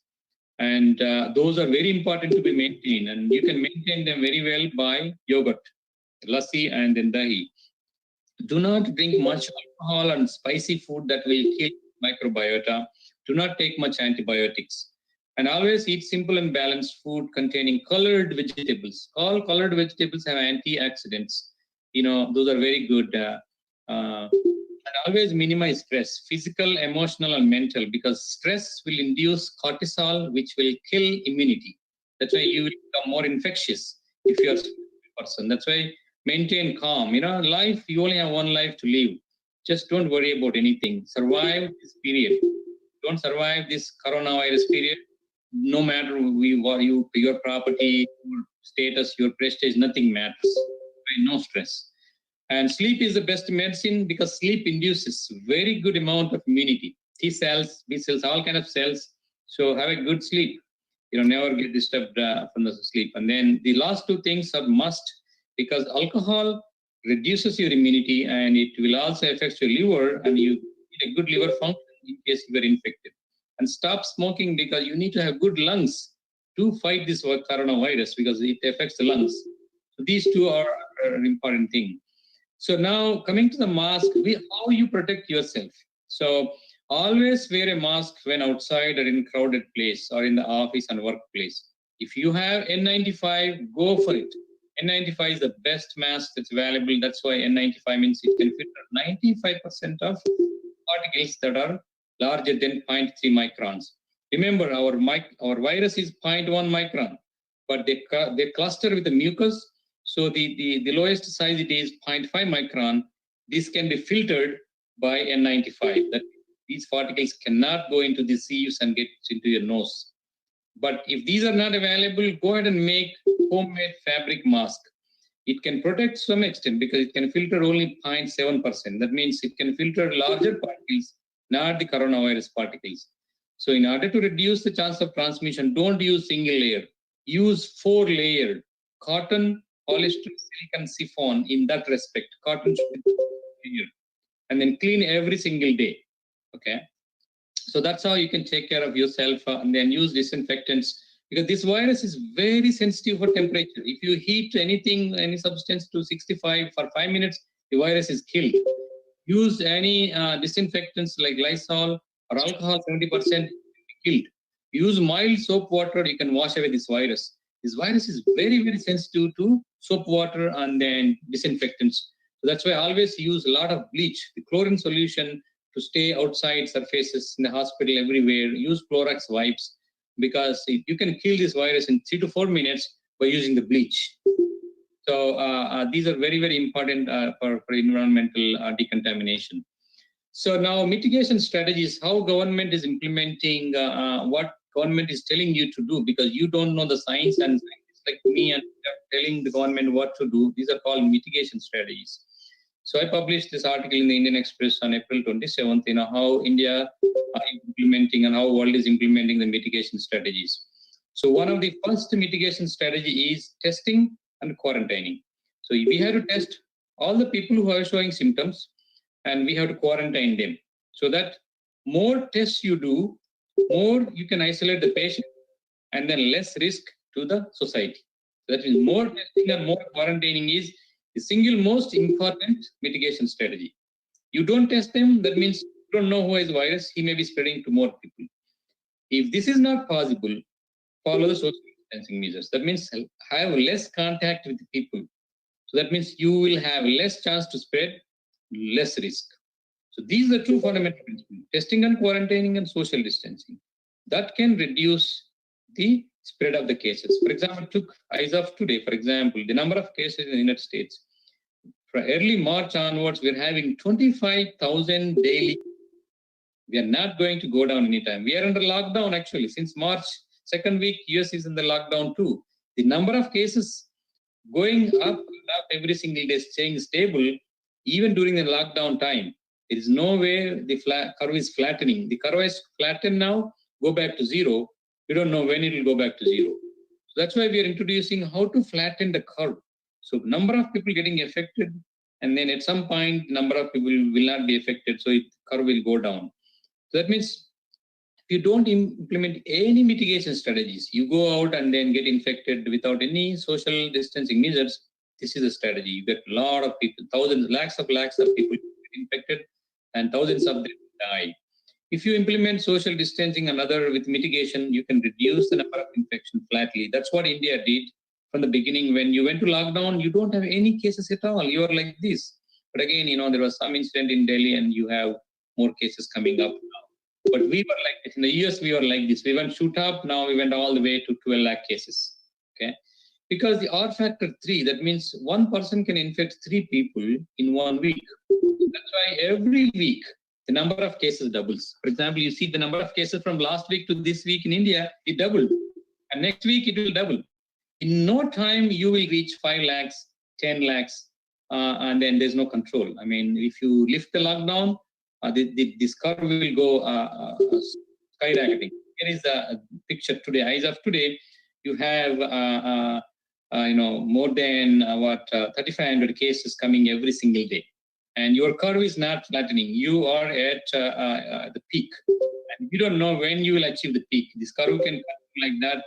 So that's here the number of cases. So that's why I think the hotspots are being managed by telling people, hey, you are in the red zone. That means very risk category. Don't go out. And orange zones and green zones, those villages and towns where there are less cases, that means it's green zone. So that's how India and other places are managing the hotspots.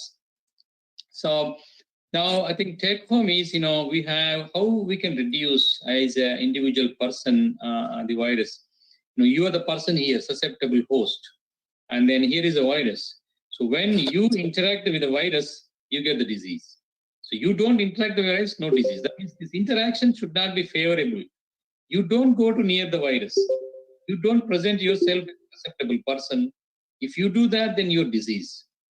And then you break that interaction with the virus. Okay. Create unfavorable environment, social distancing, all those things. So that means you get less disease. So since there's no vaccine, there's no antiviral, then that's how what's the future now. Follow, this is the conclusion slide. Follow the scientific guidance. Don't believe what you are hearing in the TV and WhatsApp and all those gossips. Don't believe in all. Only, we're all scientists, you're all pharmaceutical. Only spread the scientific information. Right now, no vaccine, no antiviral, no immunoglobulin, nothing. Okay, stay home. Stop the spread and save lives. Okay, and then that's how how long you have to stay home. Kuch kaam bhi karna hai, kuch paisa bhi kamana hai. You can do that, but life is most important. Okay, if you're alive, you can work, you can earn money later. But if you're dead, nothing matters for you. So, what is future? The future depends on the vaccination. If there's a vaccine coming soon, we can widespread vaccine, end of the pandemic. And there is a good chance that vaccines will work because a lot of people are recovering from virus. There's no reinfection. So once the vaccine is available, it's only a question of producing the quantities enough for 5 billion people in the world and then giving them. Production itself will take 1 year. Just the injection of the and vaccine for this many people will take 2 years. Go to village to village to village. I mean, because it's injection, one nurse can only inject maybe 1,000 persons a day. So that long it takes. So have a hope, vaccine is coming, but it'll take a little time. And then the antivirals are only like band-aids, You get infected, you go to hospital, antiviral comes, still you will be suffering, isn't it? Better is vaccine. And that's how vaccine, antivirals bhi nahi mil raha hai. What's the situation?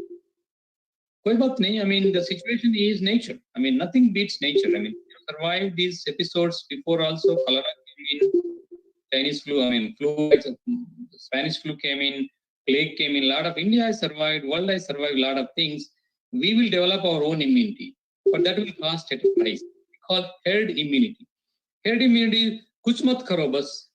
Jo bimari ho rahe hain, kuch log bachenge, kuch log marenge. That's called herd immunity. So widespread infection, 70 to 90% of infection in a town or community, that's called herd immunity. Majority of them will survive, 80% of them, 90% of them. All those survive will not have any problem. They will not even need a vaccine for a year. That's called herd immunity. But that to achieve that, that means, so if you're in Chandigarh, the population of about 50 lakhs or so, that means 40 lakhs people had to be infected to get herd immunity. अब इतना लोग infection आएंगे but 1000 लोग तो मरेंगे ना. That's not a good situation. So very strategy, and then no one will advise that. But अगर vaccine नहीं आएंगे, antivirals नहीं मिलेंगे, क्या करेंगे? I mean, herd immunity will take place on its own. I mean, we don't have to do anything. I mean, this is natural. That's why it's better that we prevent this spread of the virus coming from person to person. We should not give a chance for the virus to survive on living creatures that is humans. So I think I stop here and then thank you for the opportunity. And I don't know how you can ask questions, but I like to thank all of you and end my talk with saying, Janani Janma Bhumischa Swarga Dati Gariyasi. Your mother is the greatest person in your life, but the mother who gave you chance to your mother. That is, your mother country is the greatest. So I thank you all for this opportunity, and I am happy to take questions if you like. And I don't know how much time and everything. Gurfateh Singh ji, boliye. Thank you, sir. Thank you. Welcome. Dr. Sandeep Arora, kindly conclude the session so that already late, sir. Kindly, please. Dr. Sambareddy, very privileged that we had a talk from you finally on the current perspectives through which the corona possible therapies for corona are being discussed and researched and tried all over the world. And US has taken a lead in many of these type of things in the past, and presently you are there in the center of the hotspot.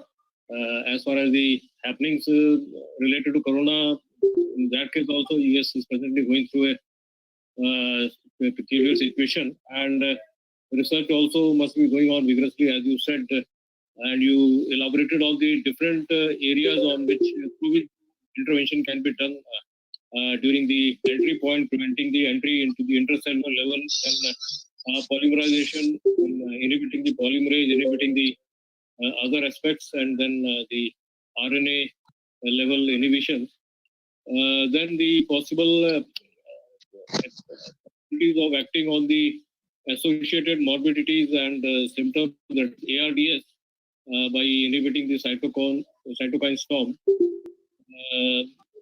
Actually, these are some of the areas that you outlined as the possible areas where the audience, which comprises of the postgraduates as well as the PhD students, as well as some good academic researchers, I think they can take a good lead, and some of the other things can develop and gradually may take some lead into translation research.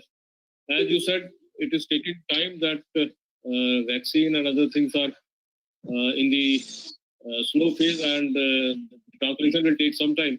Naturally, as you outlined again, developing immunity by as many possible aspects as possible, including the stress management also, need to be taken care of.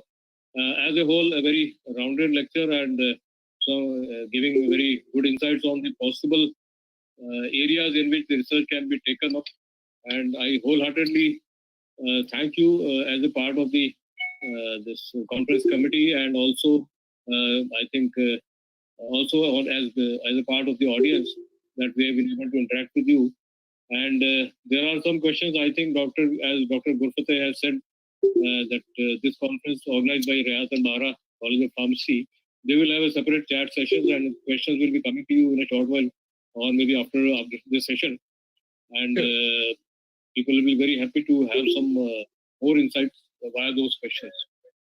Sure. So, once again, thank you very much for Dr. Gurfateh has very Dr. Goel sir, Dr. Goel kindly thanks Dr. Reddy sir. Sorry, Doctor sir, the very late time. No problem. Late, kindly, Dr. Goel. Dr. R. Goel. Personally, I thank you for taking the invitation from our side to be part of this conference. And I'm sorry, but there's a miscommunication. If there's a miscommunication, you're late to join this podium. So even you were agreeing to at the 1:45 in the morning to address the gathering. So that's the greatness of you. So I personally thank you very much. Thank you. Thank you, Dr. Goel. I think thank you very much for inviting me for the opportunity, and you all stay safe, okay? Dr. sir, thank you. Actually, thank you very much, Dr. Sambareddy. And we have the president of, former president of Indian Pharmacological Society, Dr. Dinesh Kumar. We have that guest, Professor Dinesh Kumar. So, and Professor Dinesh Kumar, sir. Sir, am I audible? Yeah, audible. Sorry, Dr. Sambareddy, thank you very much for giving us the important time and informative session. Thank you very much from the core of the heart, from the Rayat-Bahra University, sir. Thank you all. Thank you very much. before to start this session, so I would like to thank the Professor Dr. Gulshan Bansal sir and Professor Suresh Kumar sir, the Department of Pharmaceutical Science and Drug Research, Punjab University, Patala, and Dr. Secretary of APTI, Punjab, and Professor Gulshan Kumar, professor in the Punjab University, Patala, for giving that role of natural product in COVID-19 pandemic. Hello. Yeah. Yes, sir. Hello. Hello, Dr. Dr. Dinesh Kumar, sir. Sir, can I just go ahead because I am we are in the hospital. Sir, we are on the hospital and on the site. Dr. Dinesh Kumar, sir. Sir, we are on the hospital. Yes, sir, I am in the hospital. Okay. Hello. Hello. Welcome. Sir, we are in the hospital conducting. Hello. Yes, sir. Yes, sir. Audible. Dr. Dinesh Kumar, welcome. Dr. Dinesh Kumar, former president of Indian Pharmacology. Thank you, sir. Thank you. I require. Thank you very much. We are in the hospital. Hello. Right, sir. We are in the hospital at Basta, which is an identified area of the ICMR to conduct the zero prevalence COVID test. Because I was just discussing offhand all the discussions going on that how the government policies and all those things will be coming out. So I would like to tell you that ICMR has taken a stand to selected some 60 districts in India, which are actually coming into the zone of 3-4. That means where the cases of not more than 10 or 1 are reported. Those districts we are doing the survey to get the immunity status of the population. Now I am one of the group leaders of the survey.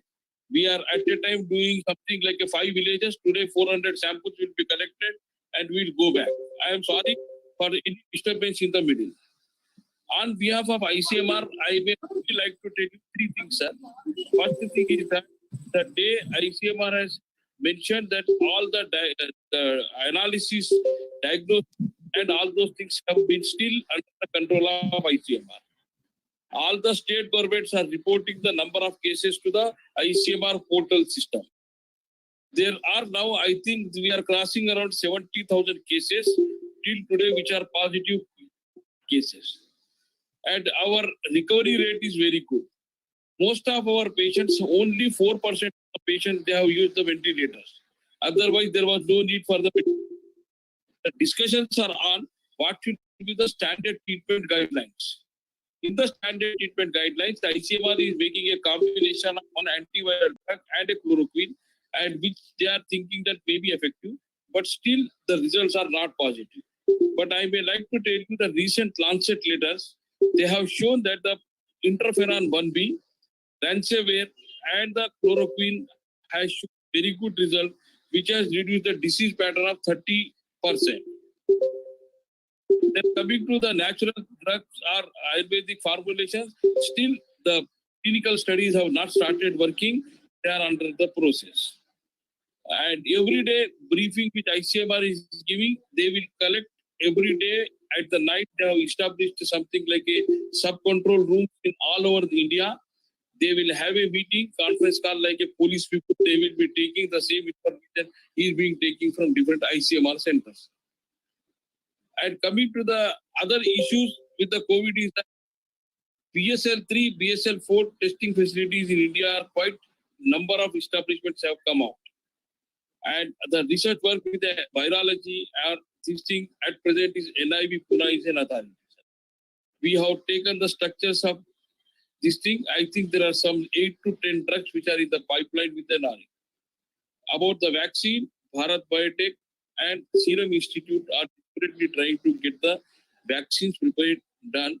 But I can tell you that, sir, it will be less than 5 to 6 months to the day when the vaccine will come into the market. This is what I want to share on behalf of me, on behalf of my institute. And if you have any more questions, you tell sir, you have to go on to our work.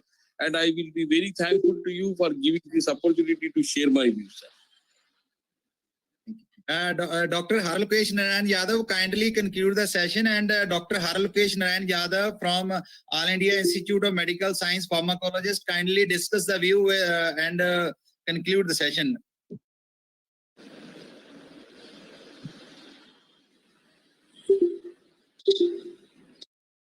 Hello. Hello. Dr. Harlokesh Narayan Yadav, are you listening?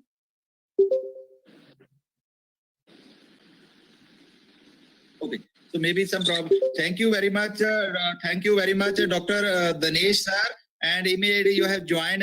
Thank you very much. Thanks for the sharing the knowledge, and thank you, Professor Dr. Reddy sir.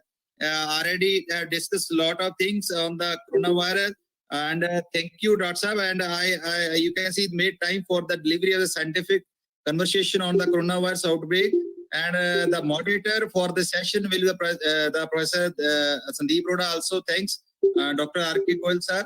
And Sir, all the speakers. I may like to tell you, sir, ICMR is working 24/7 and just providing the guideline as and when they are evolving. Then coming to the policy matters, these policy matters are directly being linked with our thing, and we are able to record the everything. And I must appreciate that you have taken a very big lead to have a discussion of such nature. And this will go long, sir. And it will create a big awareness among the scientific community, because global warming, climate change is going to be a serious cause of concern in future days to come, which is never a subject in pharmacology. Now it has become important that the subject is introduced very soon. Thanks a lot. Good day. Bye-bye, sir, everyone.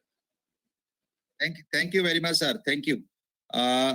Thanks once again to all the professor, especially Professor Sambareddy sir, Professor Dr. R.K. Goyal sir, and Dr. Professor Sandeep Roda, and Professor Dr. Puneet Kumar Bansal at Department of Pharmacology School, Applied Central University, Bhatinda.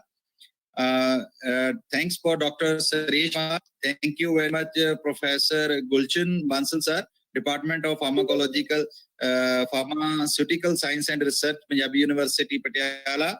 So the next talk, I request to Dr. Harlokesh Narayan Yadav. Are you listening, Dr. Talian sir? Dr. Harlokesh Narayan Yadav, Dr. Talia Rajiv Talian. Dr. Yes, Professor, this session, Yes, you have to Yes, session. Dr. Gurfateh, I am just having clear, audible and visible also. Dr. Rajiv Talian, thank you. Welcome to Dr. Sahab, this session. And Dr. Harlokesh Narayan Yadav from AIIMS, are you listening, sir? Dr. Harlokesh Narayan Yadav. Okay. So I think that we will start with the Dr. Harlokesh Narayan Yadav. Kindly, Dr. Sahab, unmute the audio as well as video. Dr. Harlokesh Narayan Yadav. Dr. Gurfateh, is this session over or we have to continue with the new session? What is it? Tell that. Dr. Sahab, we are continue the session. The session is not over. Just our talk. One is the Dr. Harlokesh Narayan Yadav and Dr. Arvind from the AIIMS, New Delhi. The session is continue. So all delegates kindly stay. I have another meeting in university, so I'll come join back by maybe 3 or so. Kindly, Dr. Sahab. Kindly, thank you very much, Professor. I think I require Dr. Harlokesh Narayan Yadav. Are you listening? Yes. Good for Dr. Kindly, Am I audible? Dr. Harlokesh Narayan Yadav, kindly audio and video on the audio and video button.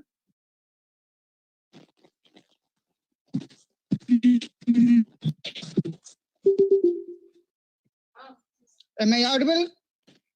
Yes. You can start, Dr. Harlokesh. Dr. Harlokesh Narayan Yadav. So, Dr. Sahab, first, I would like to thank Dr. Harlokesh Narayan Yadav from Dr. Sahab already involved to the teaching in undergraduate and postgraduate MBBS, MD and mentoring the PhD student in All India Institute of Medical Science, New Delhi. The research area molecular pharmacology, cardiovascular, pharmacology and cardiac ischemic reperfusion injury. And Dr. Sahab have the various award and professional activities. Gold medal for Dr. Manjeet Singh Award for the best research work in the area of molecular pharmacology by Indian Pharmacological Society. Gold medal for N. Datta Prize for the best published work in Indian Journal of Pharmacology by Indian Pharmacological Society. Membership in the various governing bodies, Indian Pharmacological Society, National Academy of Medical Science, New Delhi, and life member of various other prestigious organizations. Dr. Saab has already experienced more than the 13-year experience in the research as well as and number of research publication research as well as the review publication in the international and national journal. Welcome to this platform, Dr. Saab. Welcome. And we have the next Dr. Rajiv Talian, they will chair the session of this Dr. Harlokesh and Yadav. And Dr. Rajiv Talian is a pharmacologist in the BITS Pilani, that is BITS Pilani, Rajasthan. He is an eminent pharmacologist, and Dr. Saab with a lot of publication in the international as well as the national journal and the governing body, and a lot of research. Funded research already working on the funded research, and even the members of the Indian as well as the UK as well as the USA Pharmacological Society. So welcome to this international e-conference, Dr. Saab. Welcome to you. Kindly now I request to the Dr. Harlokesh Yadav kindly share the view and discuss with the with the audience. Kindly, Dr. Harlokesh Yadav and Dr. Rajiv Talian kindly can chair the session. Dr. Rajiv Talian. Okay. Thank you, Dr. Gurfateh. So I request now, Dr. Harlokesh, you can start your presentation.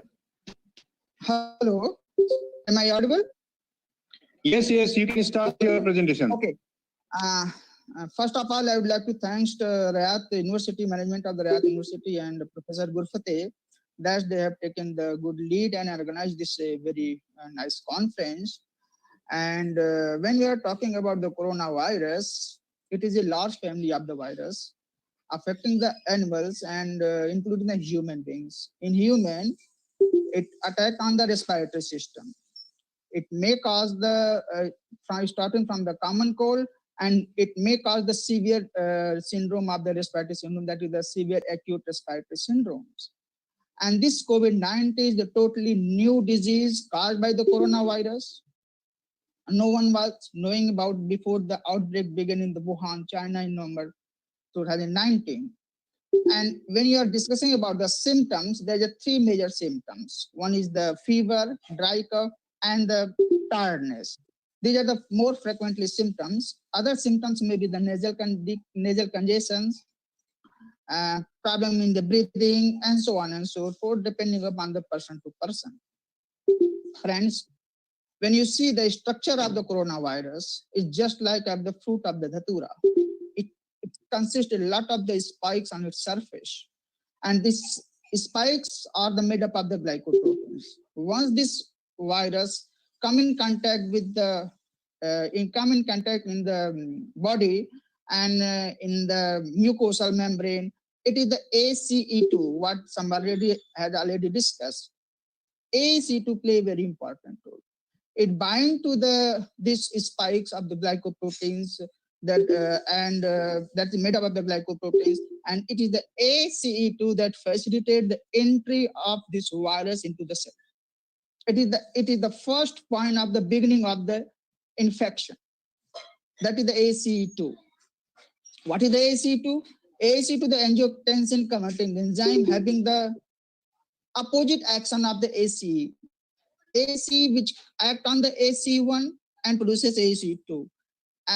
ACE act on the angiotensin 1, produces angiotensin 2, which is a potent vasoconstrictor. This ACE act on the angiotensin 1, that is the octapeptide, it produces the 1 to 9 fragments. May act on the angiotensin 2, that is the decapeptide, it may produce the 1 to 7 fragments. And these fragments, it is a potent vasodilator, unlike to the angiotensin 2.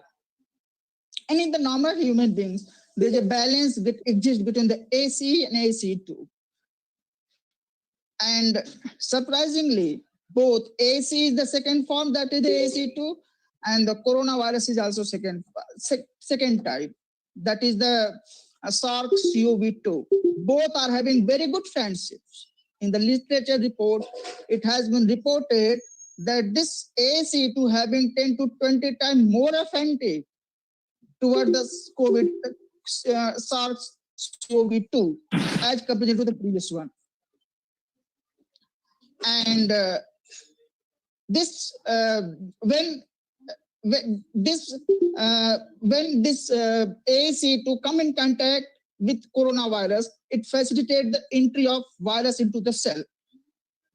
It means ACT acts as a keyhole for the entrance of the virus into the cell.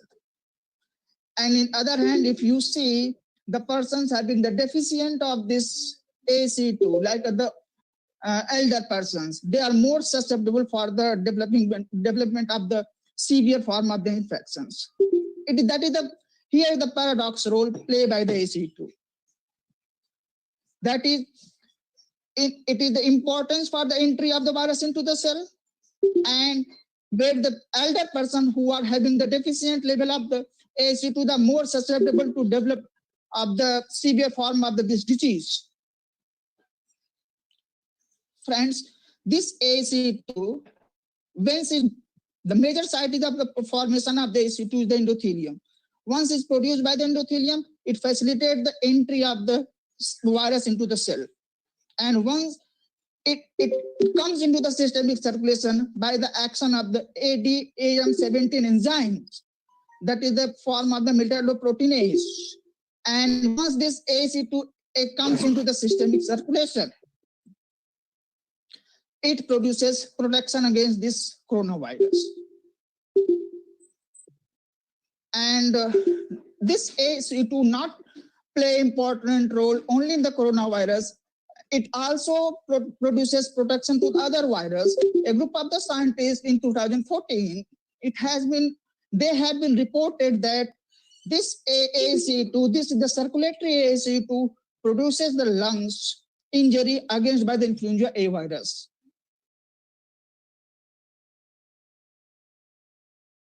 It means it is the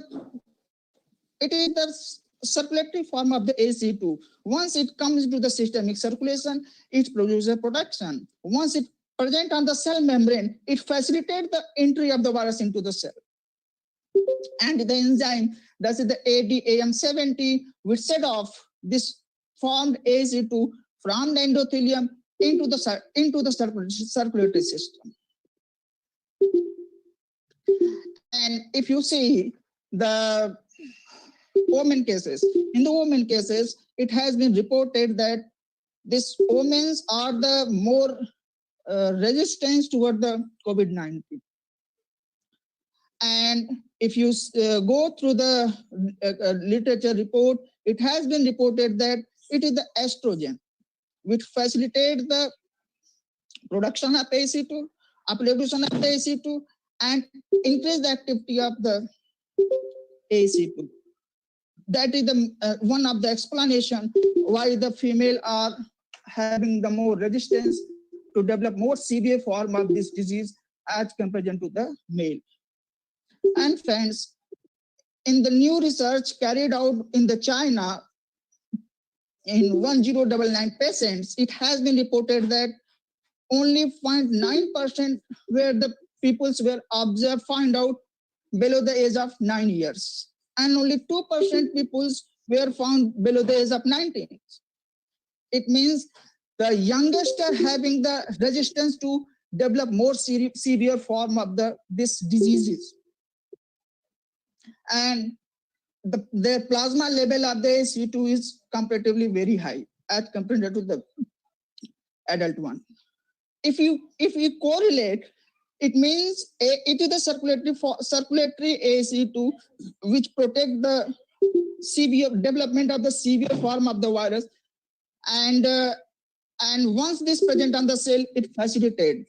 That is the AC2 that play a very important role. If you see in the case of the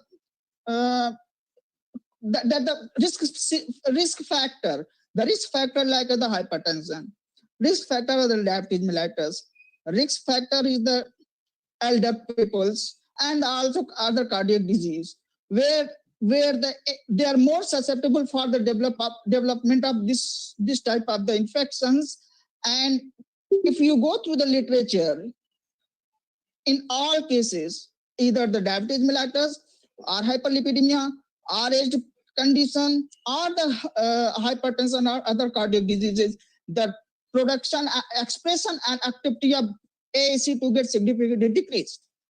It means it is the AAC2 that may play a prognostic role for the management of this COVID-19. It is totally new. No one is knowing. There is no any drug has been known till date. We can correlate this AAC2 with our other situation, other upregulator. In the new research carried out by the Northwestern University, they reported that it is the vitamin D. During the deficiency, severe deficiency of the vitamin D, the number of deaths were more, and number of the severe form of this disease were more. And if you correlate with this vitamin D with AAC2, what literature is saying that during the severe deficiency of the vitamin D, the expression and activity of the AAC2 gets significantly decreased. It means vitamin D may be upstream of the AAC2. So friends, it's my view, being a pharmacologist, it's my suggestion is that take the sufficient exposure of the sunlight, maintain your vitamin D level not less than 50 international unit per dl. Include vegetable in your daily diet, do your exercise, and maintain the social distancing. That is the only precautions. Thank you very much.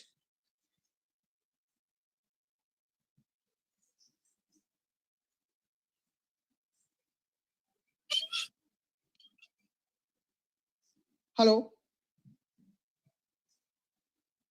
This vitamin D may play a very important role. Hello. Am I audible? Yes, sir, audible. Kindly, all participants, mute the buttons, audio and video. Kindly, Dr. Harlukesh, audible, kindly. Thank you, Gurfateh, for giving opportunity for sharing our view. And it is the natural disease, and we can say it is the natural remedies already available. And that is our advice is to maintain the vitamin D level sufficient.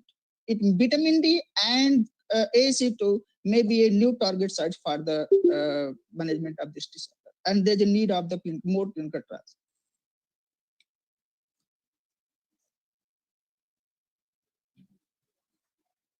Yeah. Dr. Talian, sir. Dr. Harlukesh Yadav. Yes, audible. Kindly, you have conclude at the end, sir. You have completed the session, Dr. Sir. Dr. Talian, sir. Dr. Talian. Hello, Dr. Talian, sun pa rahe hain? So thank you, Dr. Sahab. And any questions from the audience, kindly write on the right side chat box. Definitely, we will ask questions from the respective our Dr. Harlukesh Yadav regarding the session. So it is my pleasure, Dr. Harlukesh Yadav. Thank you. You are giving the very important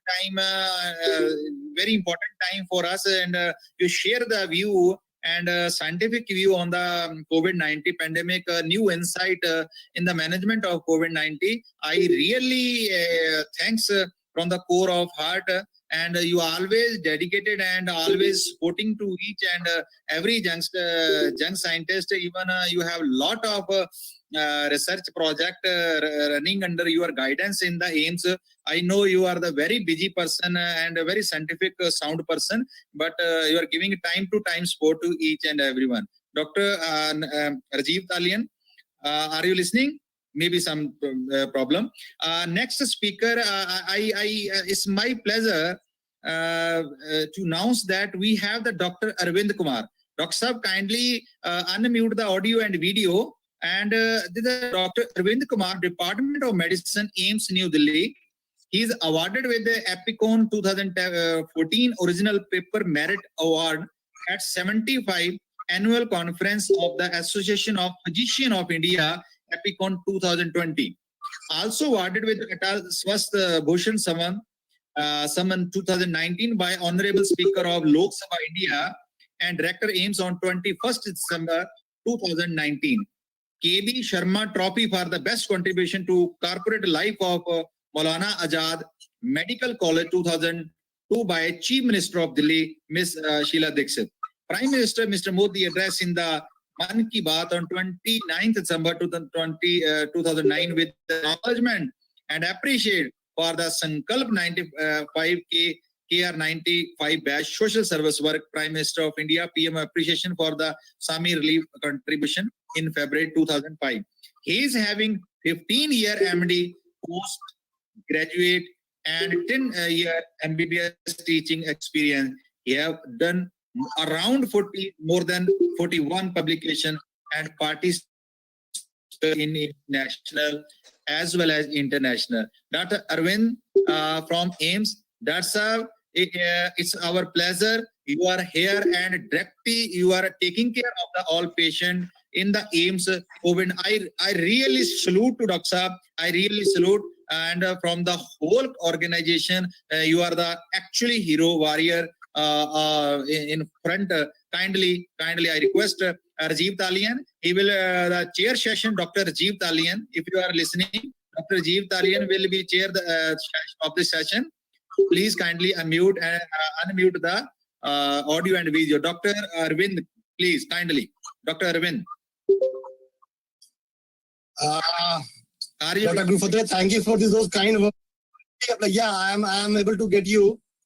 I'm obliged for your kind words that you have given right now. I am on the screen. Would you please guide me how to upload my slides, how to share my slides? Dr. Saab, there is a third number button. You have already said third number button. Screen. Dr. Saab, kindly third number button. Yes. That screen. Kindly select the screen button. Kindly press the screen. Third number button. Yeah. I press the screen afterwards. Afterwards, share that you will see that share button. Then when you share, then your screen will be shared to the all audience. Dr. Saab. Kindly, Dr. Rajiv Talian, your camera should be on and your audio and video. Dr. Arvind sir, yes sir. We are seeing you. Yes, Dr. Arvind Kumar. Yes. Now we are just watching your first slide, Doctor. Okay. So, thank you very much for this giving this platform to speak my experience with the management of COVID-19 patients. Basically, I am involved at AIMS New Delhi managing mild to moderate cases. We are dividing them in mild, moderate, severe. I am currently involved in managing patients of mild to moderate category. So, my dear friends, I have been to the last lectures of Dr. Samba Reddy, and it was really a great pleasure because he was so extensive in his presentation that he had almost covered most part of, our experience here in India. So, my presentation would be targeting to sort of very basic approach that we are doing in AIMS New Delhi. So what we do that once we are getting our patients and in the first go, we are trying to categorize, we are deciding our treatments, and once we are able to segregate them depending upon mild, moderate, and severe, whether to keep them in SDU, ICU, or in general ward isolation. Then we are proceeding with proper treatment and starting with proper following guidelines given by Ministry of Health and Family Welfare. So I would be dealing lecture in these following things. So you know, practically speaking, you can classify all your patients in 3 categories: mild, moderate, and severe. All those patients who are coming with COVID positivity for an influenza-like syndrome or mild cough without any compromise in respiratory rate, that is less than 24, or saturation if it is more than 94 in room air, we are categorizing them in mild cases. The time you have respiratory rate 24 and saturation less than 94 in room air, you categorize your patient in moderate category. If you move ahead and your patient is in respiratory distress, that means the respiratory rate is higher, more than 30, and saturation falls down further to 90 degree, you classify them in severe category. So once, we are able to categorize them, then we decide which are the patients who need admissions.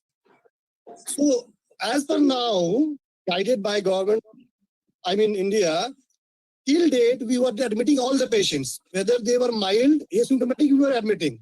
But gradually we are shifting towards a time where we are not going to admit asymptomatic and mild cases, and there are proper guidelines coming up that we are able to isolate them at home only. Now, once the patients have a rate of more than 24 or a saturation of less than 94, or both these features are there, even there is some confusion or hypotension, we are admitting these patients. And in patients where you find symptoms, none of these features, but even if they are COVID positive and they are high risk of severe disease, then we are admitting these patients. So what are high risk of severe disease is any patients who are more than 65, 60, patients with cardiovascular risk factors like diabetes, hypertension, and any chronic system disease like chronic lung disease, chronic liver disease. So we are admitting these patients even they are mild, have a mild disease. All those have mild disease, we are just giving antitussives, paracetamols, and we are trying to manage the symptoms. The patients who are symptomatic, at this time, I must go with Dr. Sambareddy that we don't have enough evidence, but to all mild cases at College of Medical Science, we are giving hydroxychloroquine. And let me tell you all of you here that our experience is good. We are here yet to publish our data, but I can say at this time that our experience with ISCQS has been very, very good. So we are giving in the doses of 400 mg BD for day first, and then 200 mg BD for 5 days. This is the regime that we are following in mild to moderate cases.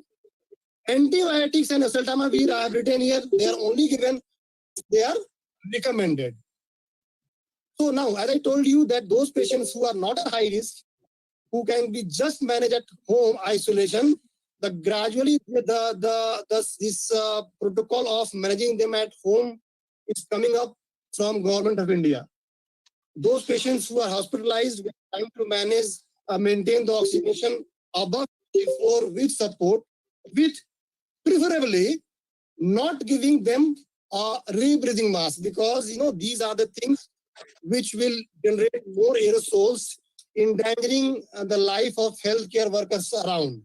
So this is what is recommended, preferably not a non-rebreathing mask, not for NIV, and this continuing with all other conservative management. Of course, you like to closely monitor these kind of patients. Besides this, as to stress on this, that empirical antimicrobials with amoxicillin, doxycycline, or erythromycin, these are preferable. Unless they are indicated, we are not giving them. With erythromycin, we have a major of QT prolongation with HCQS. So when we are feeling to give, we are monitoring the patient very closely. As far as nebulization is concerned, MDI is preferable above nebulization for the very well-known fact, because once we nebulize the patients, you are going to create more and more aerosols.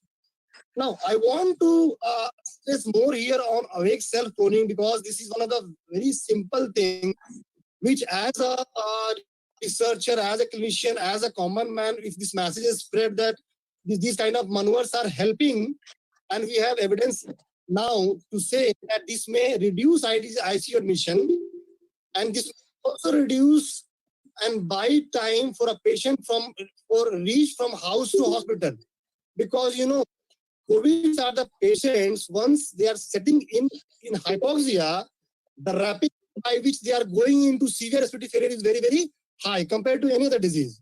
So, but with these simple maneuvers, you can buy time by your own maneuvers, not letting the patient go rapidly into hypoxia, and these can be easily done by pillows and reclining in a prone position. How it is done, I'll just like to mention is 2 pillows, one at the head end, 2 pillows at the chest, then you leave space for abdomen, 2 pillows at pelvis and 1 at lower down.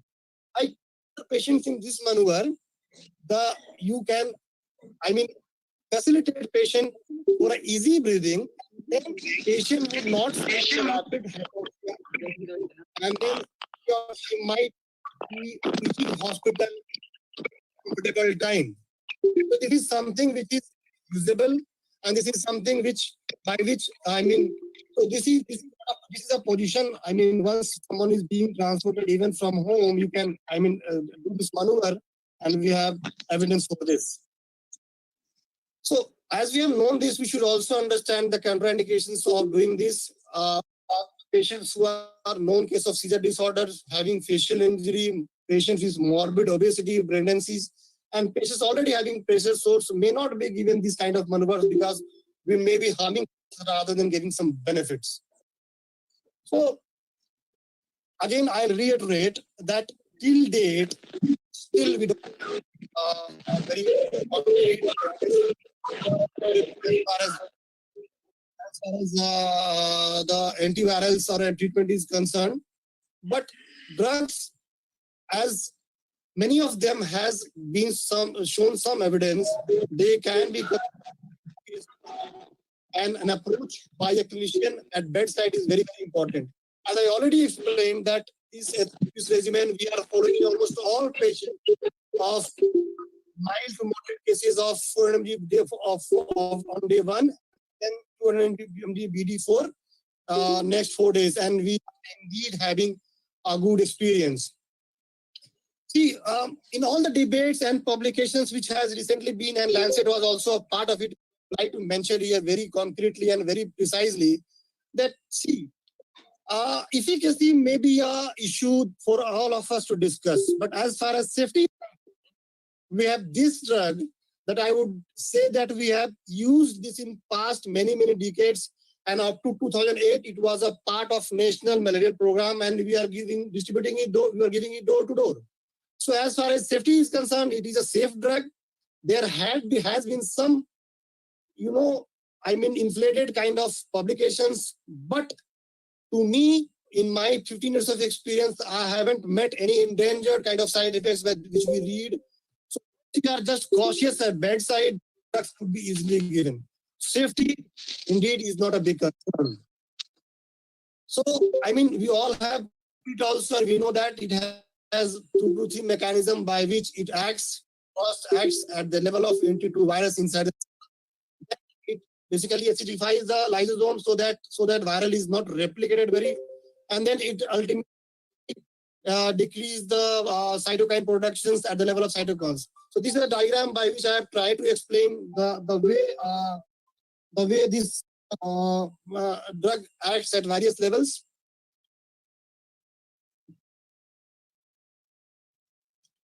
So definitely, if you talk of evidence, we need to have more and more RCT, which is to concretely say, and this is a drug which India can give to the world by conducting these phase 3 and 4 clinical trials.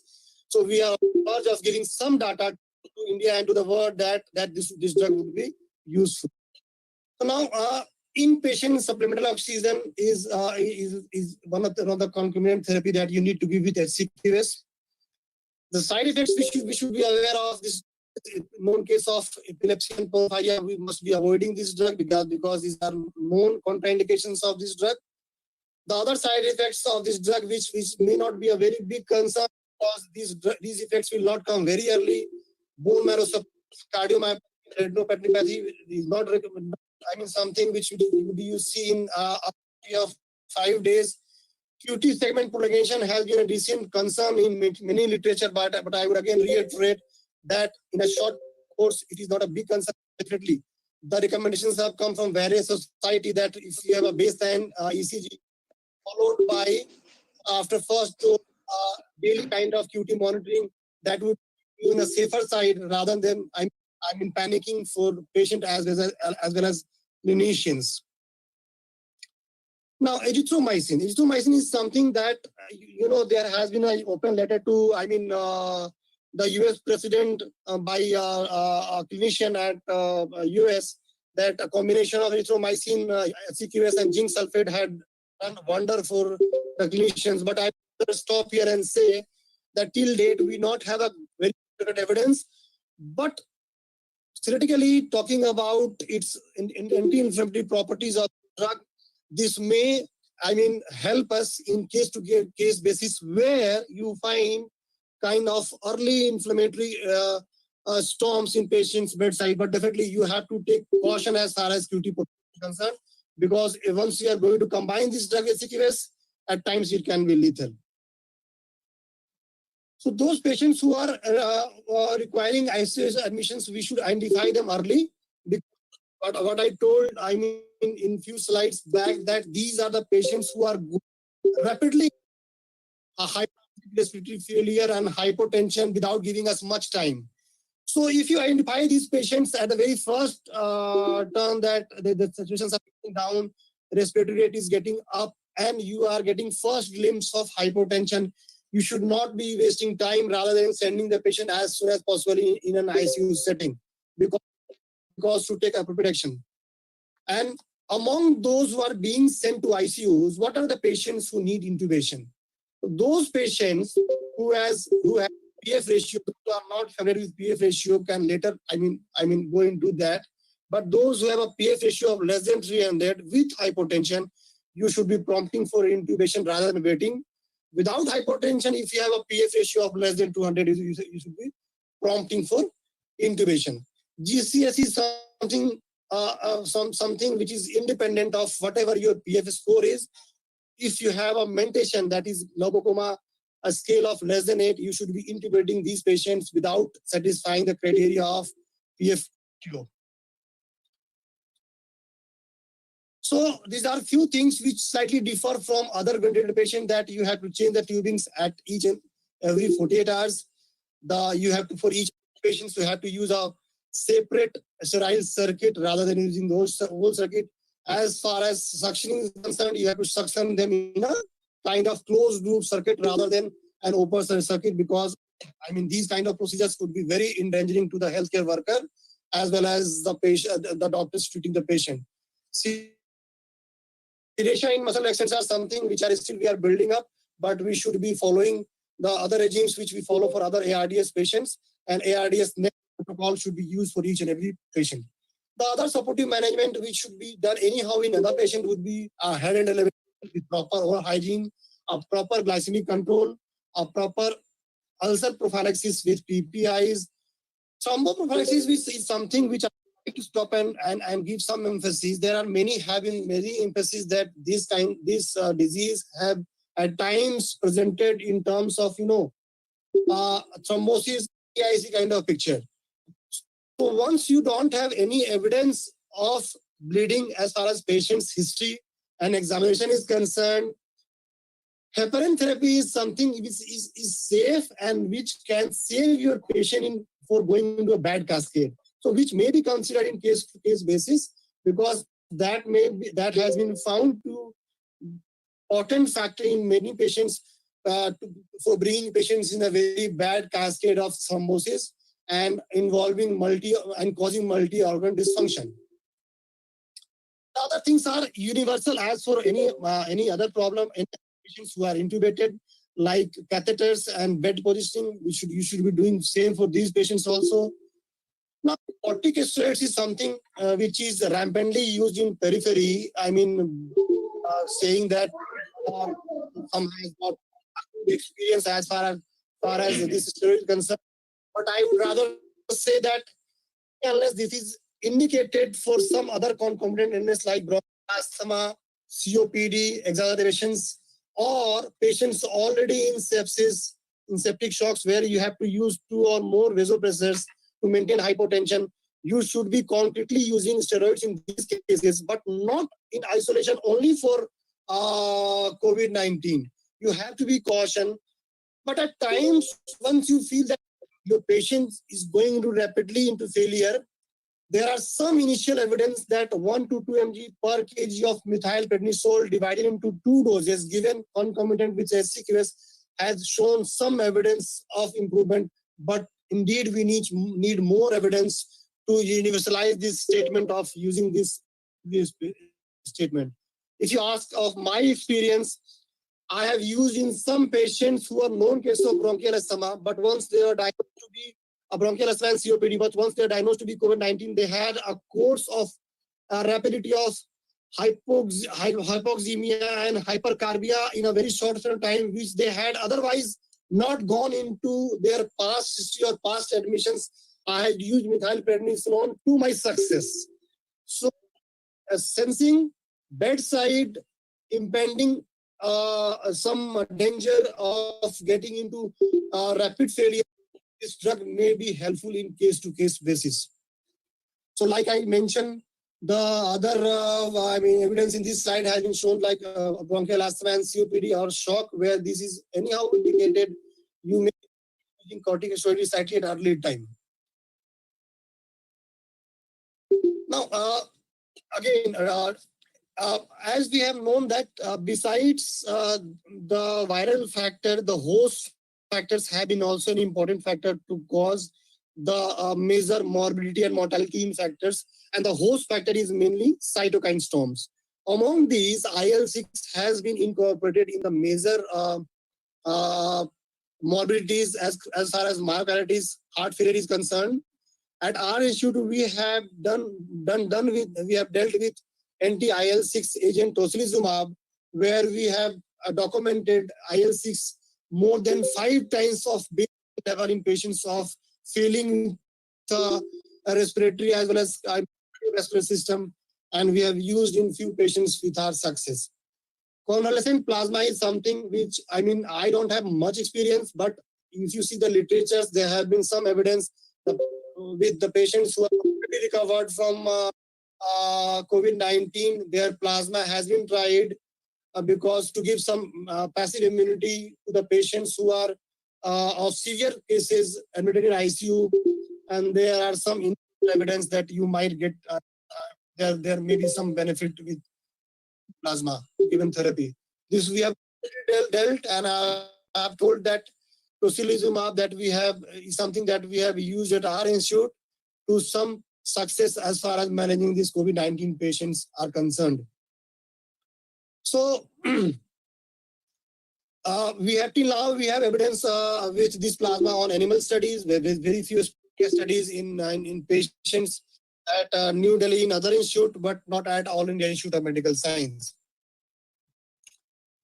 So the discharge criteria that we are following at here at for moderate to severe patients at day 14 or after day 14, once we have got 2 negative symptoms, which are all symptoms resolved, the patients who are fit to discharge. Recently, we have changed our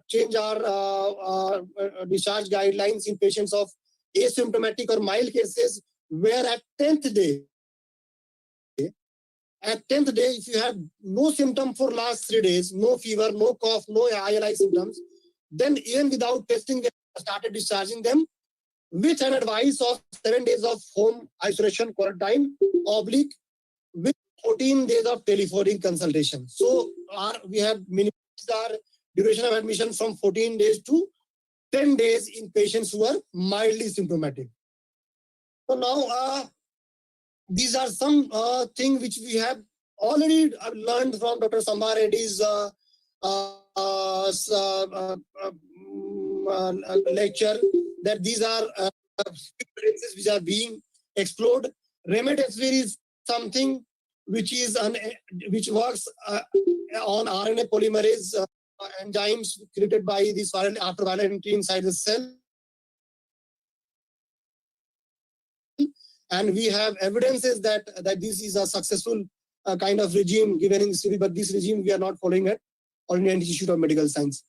So I would like to conclude at this point of time by this lecture that here medical experience are good in almost majority of cases with hydrochloroquine.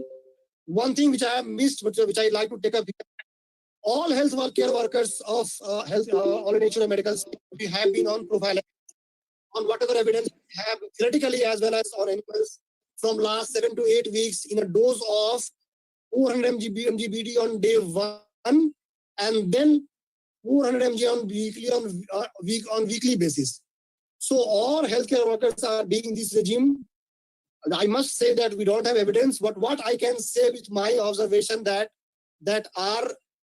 observation of getting these healthcare workers infected is very, very low. So we might think that, HCQS may be working. Systemic corticosteroid is something that has to be decided by clinicians on case-to-case basis. Anti-IL-6, yes, in patients who are going into myocarditis, and you have evidence of by which we have shown that the level of IL-6 has gone 5 times higher. The other drugs which still needs some evidence is ditazoxanide. Why this needs to be emphasized is still this is again an safe drug as a safe drug which could give some evidence to be used in the near future. So my take-home message is that at this point of time we have a good evidence to play with HCQS on case-to-case basis. Prophylaxis, yes, as safety is not an issue, prophylaxis could be used. The patient or the doctor should be given a option whether to opt in or not because the evidence are low. And as far as the steroids are concerned, you can take your own call in giving with the patients who are rapidly going into hypoxia or rapid hypotension.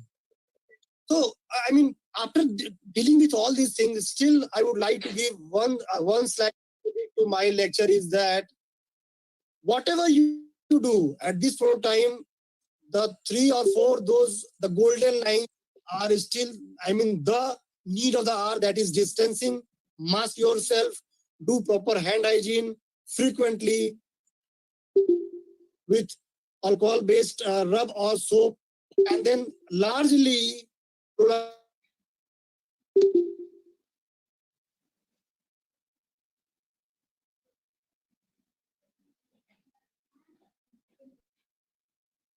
Thank you.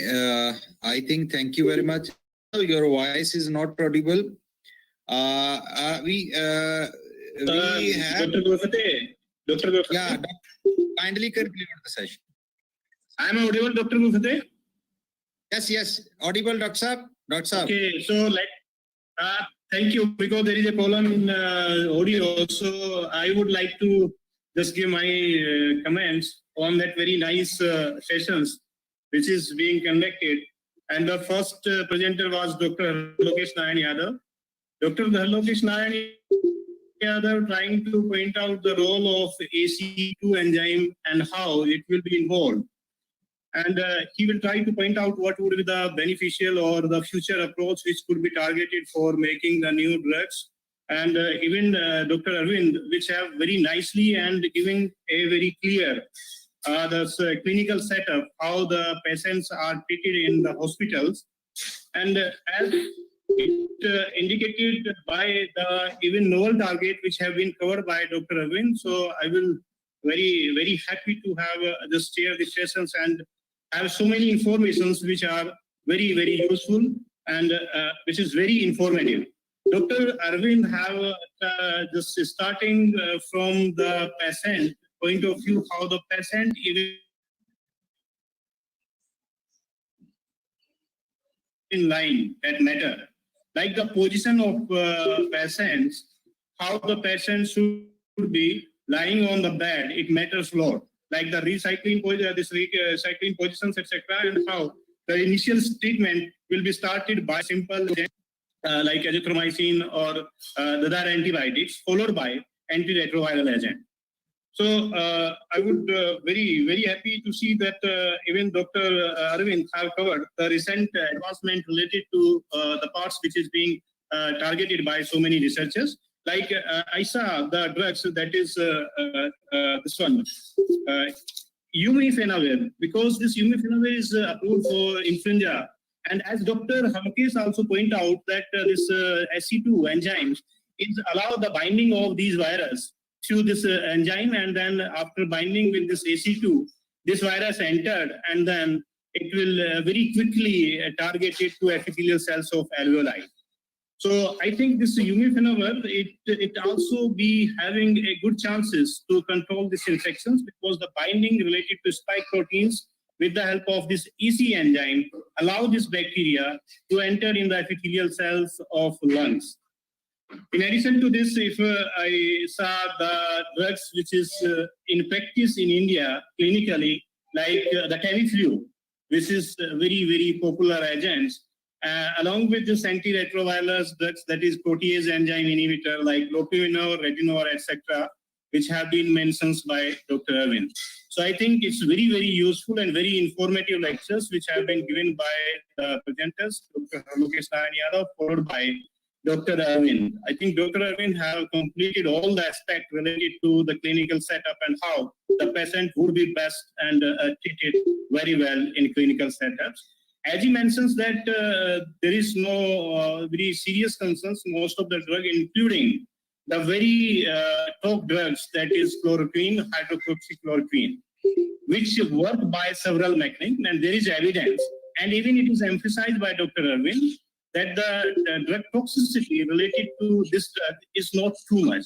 And I do agree, because we have recently conducted some in vitro study and even sent one of the research paper in pharmacological research that is related to its safety profile, although because it may increase the chances of arrhythmia if it is given with azithromycins, as mentioned by Dr. Arvind.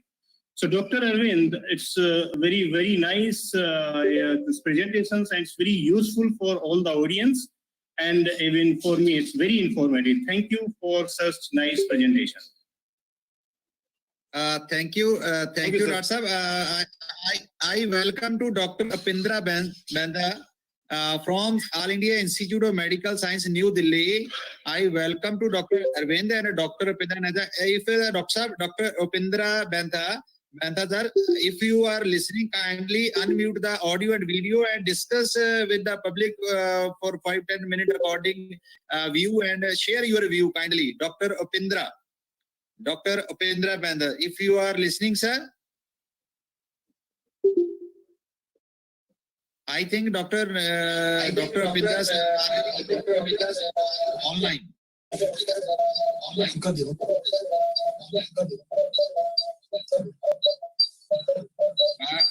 Dr. Raibarinder sir, Dr. Raibarinder sir already online? Yes, sir. Good morning. Yes, sir. Yes, sir. Dr. Sir, kindly unmute the audio and video, and so that we can see Dr. Sir, and kindly share the view with the audience.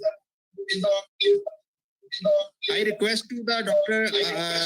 Italian kindly, and Dr. Alkesh and Yadav kindly chair the Dr. Sahab.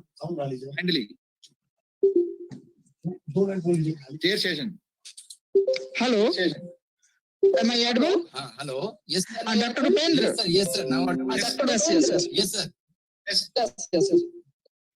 Please conclude the session, Dr. Upendra. Please continue.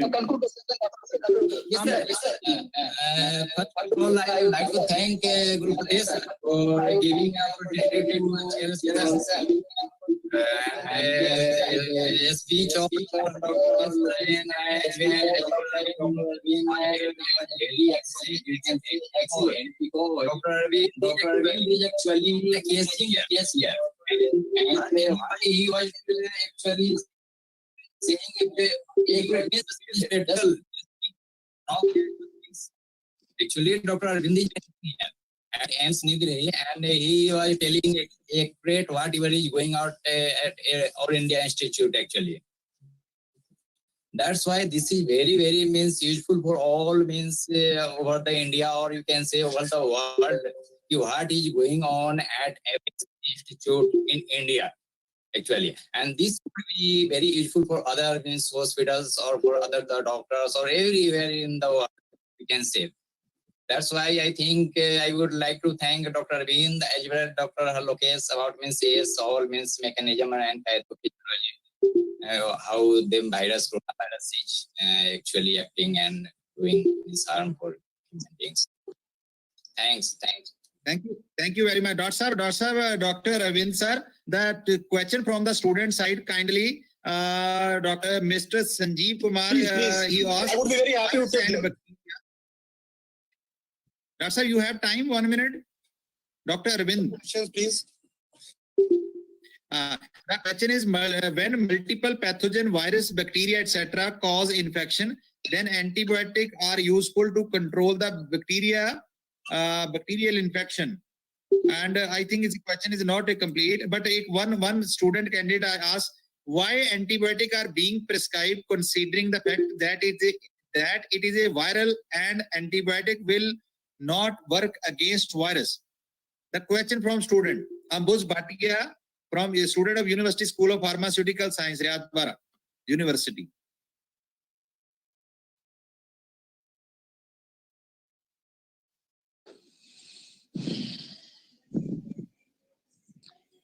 Dr. Arvind, are you listening? I just missed your question. Can you repeat your question, sir? Now your voice is coming. The question is why antibiotics are being prescribed considering the fact that is a virus and antibiotic will not work against virus. Why we are prescribing antibiotics? I want to make it very clear. Nothing to misquote. Antibiotics are not prescribed, number one. Antibiotics are only given in patients of COVID-19 unless they are indicated for some other concomitant illness. Antibiotics are not prescribed for COVID-19. I want to make it very clear that whatever antibiotics I mentioned, if you have concomitant other infections, we have infections, bacterial infections concomitant with the COVID-19, then we are giving antibiotics. Antibiotics are not to be given only for COVID-19. This message has to go very clear and very bold, beyond doubt. Thank you. That's our next question. Next question is last question. One Praneet Kaur asked the question: why, if we need to stop vasoconstriction caused by the virus, why we don't use other potent vasodilator same as ACE2 enzyme? Why we don't use other vasodilator if there is a problem due to the vasoconstriction? See, vasoconstriction as such is not a primary problem in COVID-19. Currently, the mechanism by which patients are dying is basically multi-organ dysfunction and endothelial dysfunction. To me, if you ask me, the vasoconstriction is the main cascade of, causing patients morbid or mortality, the answer is no.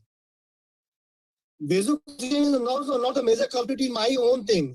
It's basically microthrombitis at endothelium or multi-organ dysfunction, which is causing a major cascade. Not. Hello, Gurfateh, Dr. Gurfateh. Hello, Dr. Gurfateh. Am I, Dr. Gurfateh? Yes, sir. Audible. Hello. Audible, sir. Audible. I would like to give a small submission that when the virus enters into the cell, into the body, it is the ACE2 which facilitates the entry of virus into the cell. And once virus enters the cell, it inhibits the further production of ACE2. And moreover, AICT is a vasodilator. Only vasoconstriction is not responsible for the morbidity. There is a balance between AC and AC2 which regulate the other physiological activity, including the inflammation, including the immunity. When this gets disrupted, it may lead to the other. It may lead to a severe form of this disease. Thank you. Hello. Dr. Sir, thank you. Thanks, Dr. Sir. Thank you for giving that time. Thanks to Dr. Harlokesh and Yadav. Thanks to Dr. Arvind, Dr. Pindra, and thanks to the very short call, Dr. Rajiv Talian sir. Thank you to all the speakers. Dear all participants, there is the important announcement. Kindly evening session, please. All participants should attend because in the evening session, this is the validity section, or our Vice President of Pharmacy Council of India, Dr. Salindra Srab, they will join the evening session, and you can ask directly the questions. Dr. Salindra Srab, Vice President Pharmacy Council of India, they will join the evening session. So kindly all evening session, kindly all attend. It will start at 1:50. Thank you very much. Thank you, Dr. Arvind. Thank you, Dr. Harlokesh and Yadav and Rajiv Talian, Dr. Pindra Mehta from the AIMS. Thank you very much. Thanks to all audience. Thank you, Thanks Dr. to Thank you, Gurfateh, Dr. Gurfateh. Thank you. Thank you. It is very nice. Thank you. To talk with you. Thanks to all audience. And I think it's a very feedback is a very good from the audience. It's a very informative session. And dear participant, definitely we will improve all the things. Whatever there is maybe some discrepancy, we will remove in the next session. Thank you very much. Thanks to all participants. We kindly join at the one. Thank you. We now 12:50. We will join at 1:50. Exact. Thank you. All participants join a 15 minutes before the session so that there is no problem in the because the session if the session is full, then there is the problem. Thank you very much. Thank you. Thanks to all participants. Thanks to all dear students, research scholars, invitees, and organizers, all the officials. Thank you very much. Thank you.